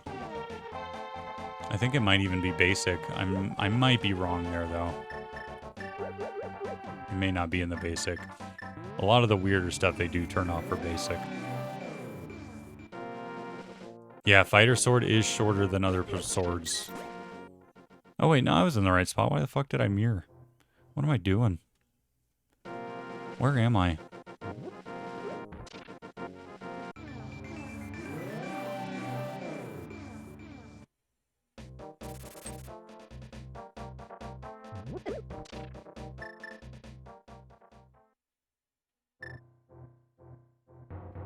So, bumper ledge can have your hook shot on it, which is really weird because most of the time when you're here, you're doing this to get across the room. You're hook shotting down like that. But what you can also do, I'll show it from the start. I should have just fallen anyway because that pot was lifted. What you can also do, and even I like fall on this sometimes. I feel like, strangely enough, confidence is part of it. Is you can walk this ledge if you're holding kind of up left and pick up the pot and just get around the ledge. It's kind of weird. Like that. It's kind of an odd little thing. See, I can't even stay on there going backwards, but you can do it going the right way. It's kind of strange. This one is in logic to do. I really do feel like confidence is part of it. Like, you got to be confident that you're going to make it, and you'll make it. It's kind of weird. E. We got a surprise E. So that's that is another gotcha. What are some other kind of newbie gotchas, new player gotchas?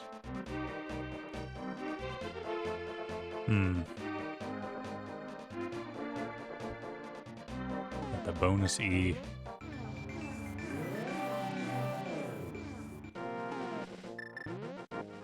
Covered magic cape on Aga.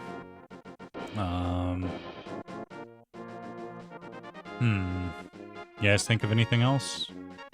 Oh, Nemo just wanted to do Mirrorless Smith. We can do that. Graveyard Ledge King's Tomb with no gloves. That's not a bad one either, yeah.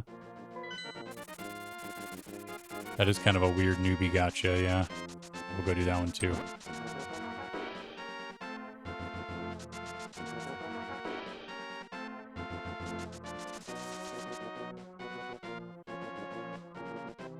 Without gloves or boots. Where'd my portal's all the way up there, damn it. Should have just taken the portal from town. I thought it was down here. That bird ripped me off, man. You see that?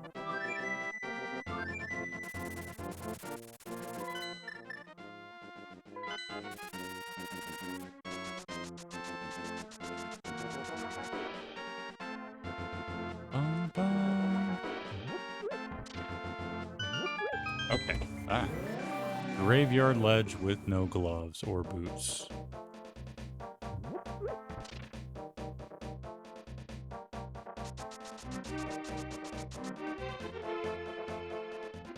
You guys get double input reader here too, with the input reader on stream and on screen on the game.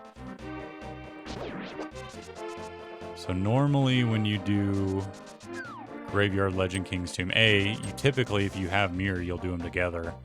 But B, you'll come up here and either charge through or lift through, and just come around the back. There's Graveyard Ledge, there's King's Tomb. If you don't have either boots or mitts, you can actually get here.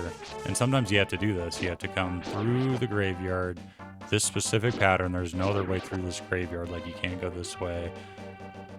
And then there's how you get King's Tomb. So you have to, like, go through the left side front over here. Kind of an odd thing.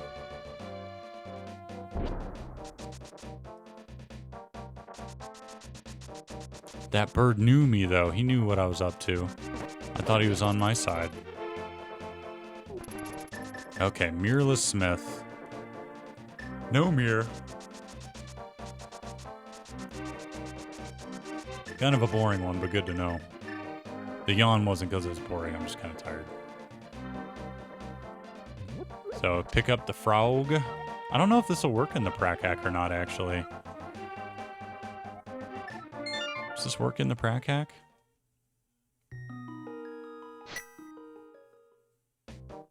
Yeah, we still have the frog. Okay.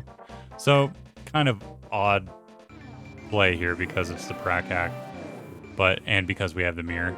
So, pretend we don't have the mirror, and I respawn to my house.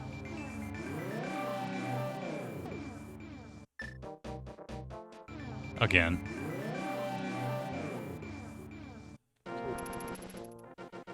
Because we do, in fact, have the mirror. It's kind of fucking shit up here, but you can basically, the trick that is a gotcha for a lot of new people is you can, in fact, save and quit with this dwarf and spawn at your house and then just flying back home. And the purple chest, you can do the same thing.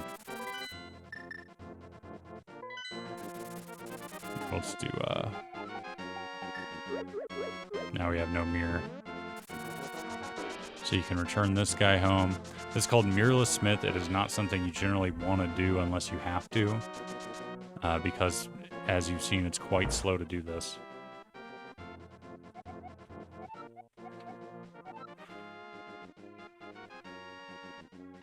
And then you can turn the smith in. Is this Rando or is it not Rando? Yeah, see, do I really have to talk to you? Do I have no sword now? Yeah, this isn't Rando. It's a bad example to show how it works in Rando because I'm using the prac hack where it's like the one thing that doesn't work the same way.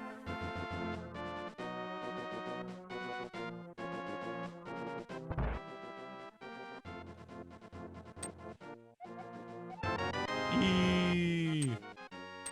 We still have no sword, what the fuck? God, prac hack's weird, man. Oh, my mirror portal disappeared too. That's so weird. Prac hack's weird, man.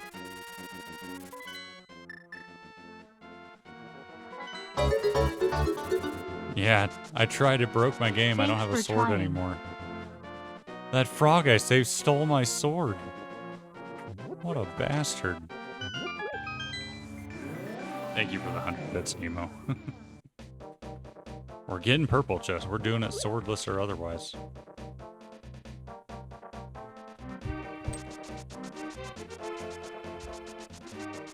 I wonder without the mirror if I save and quit now. It would be weird if it took me to Pyramid Ledge again. Kind of curious how that works in the prac hack. But you can save and quit with the chest. And it works. It does, and I don't have a mirror anymore. That's crazy. Why would it do that? Weird. I guess they really don't expect you to take away your own mirror. Well, there you go. That was the Link to the Past beginner tutorial. Hope I helped at least cover something you didn't know. If you're watching this for help. If you're watching this for other reasons, I hope you enjoyed the video, I guess.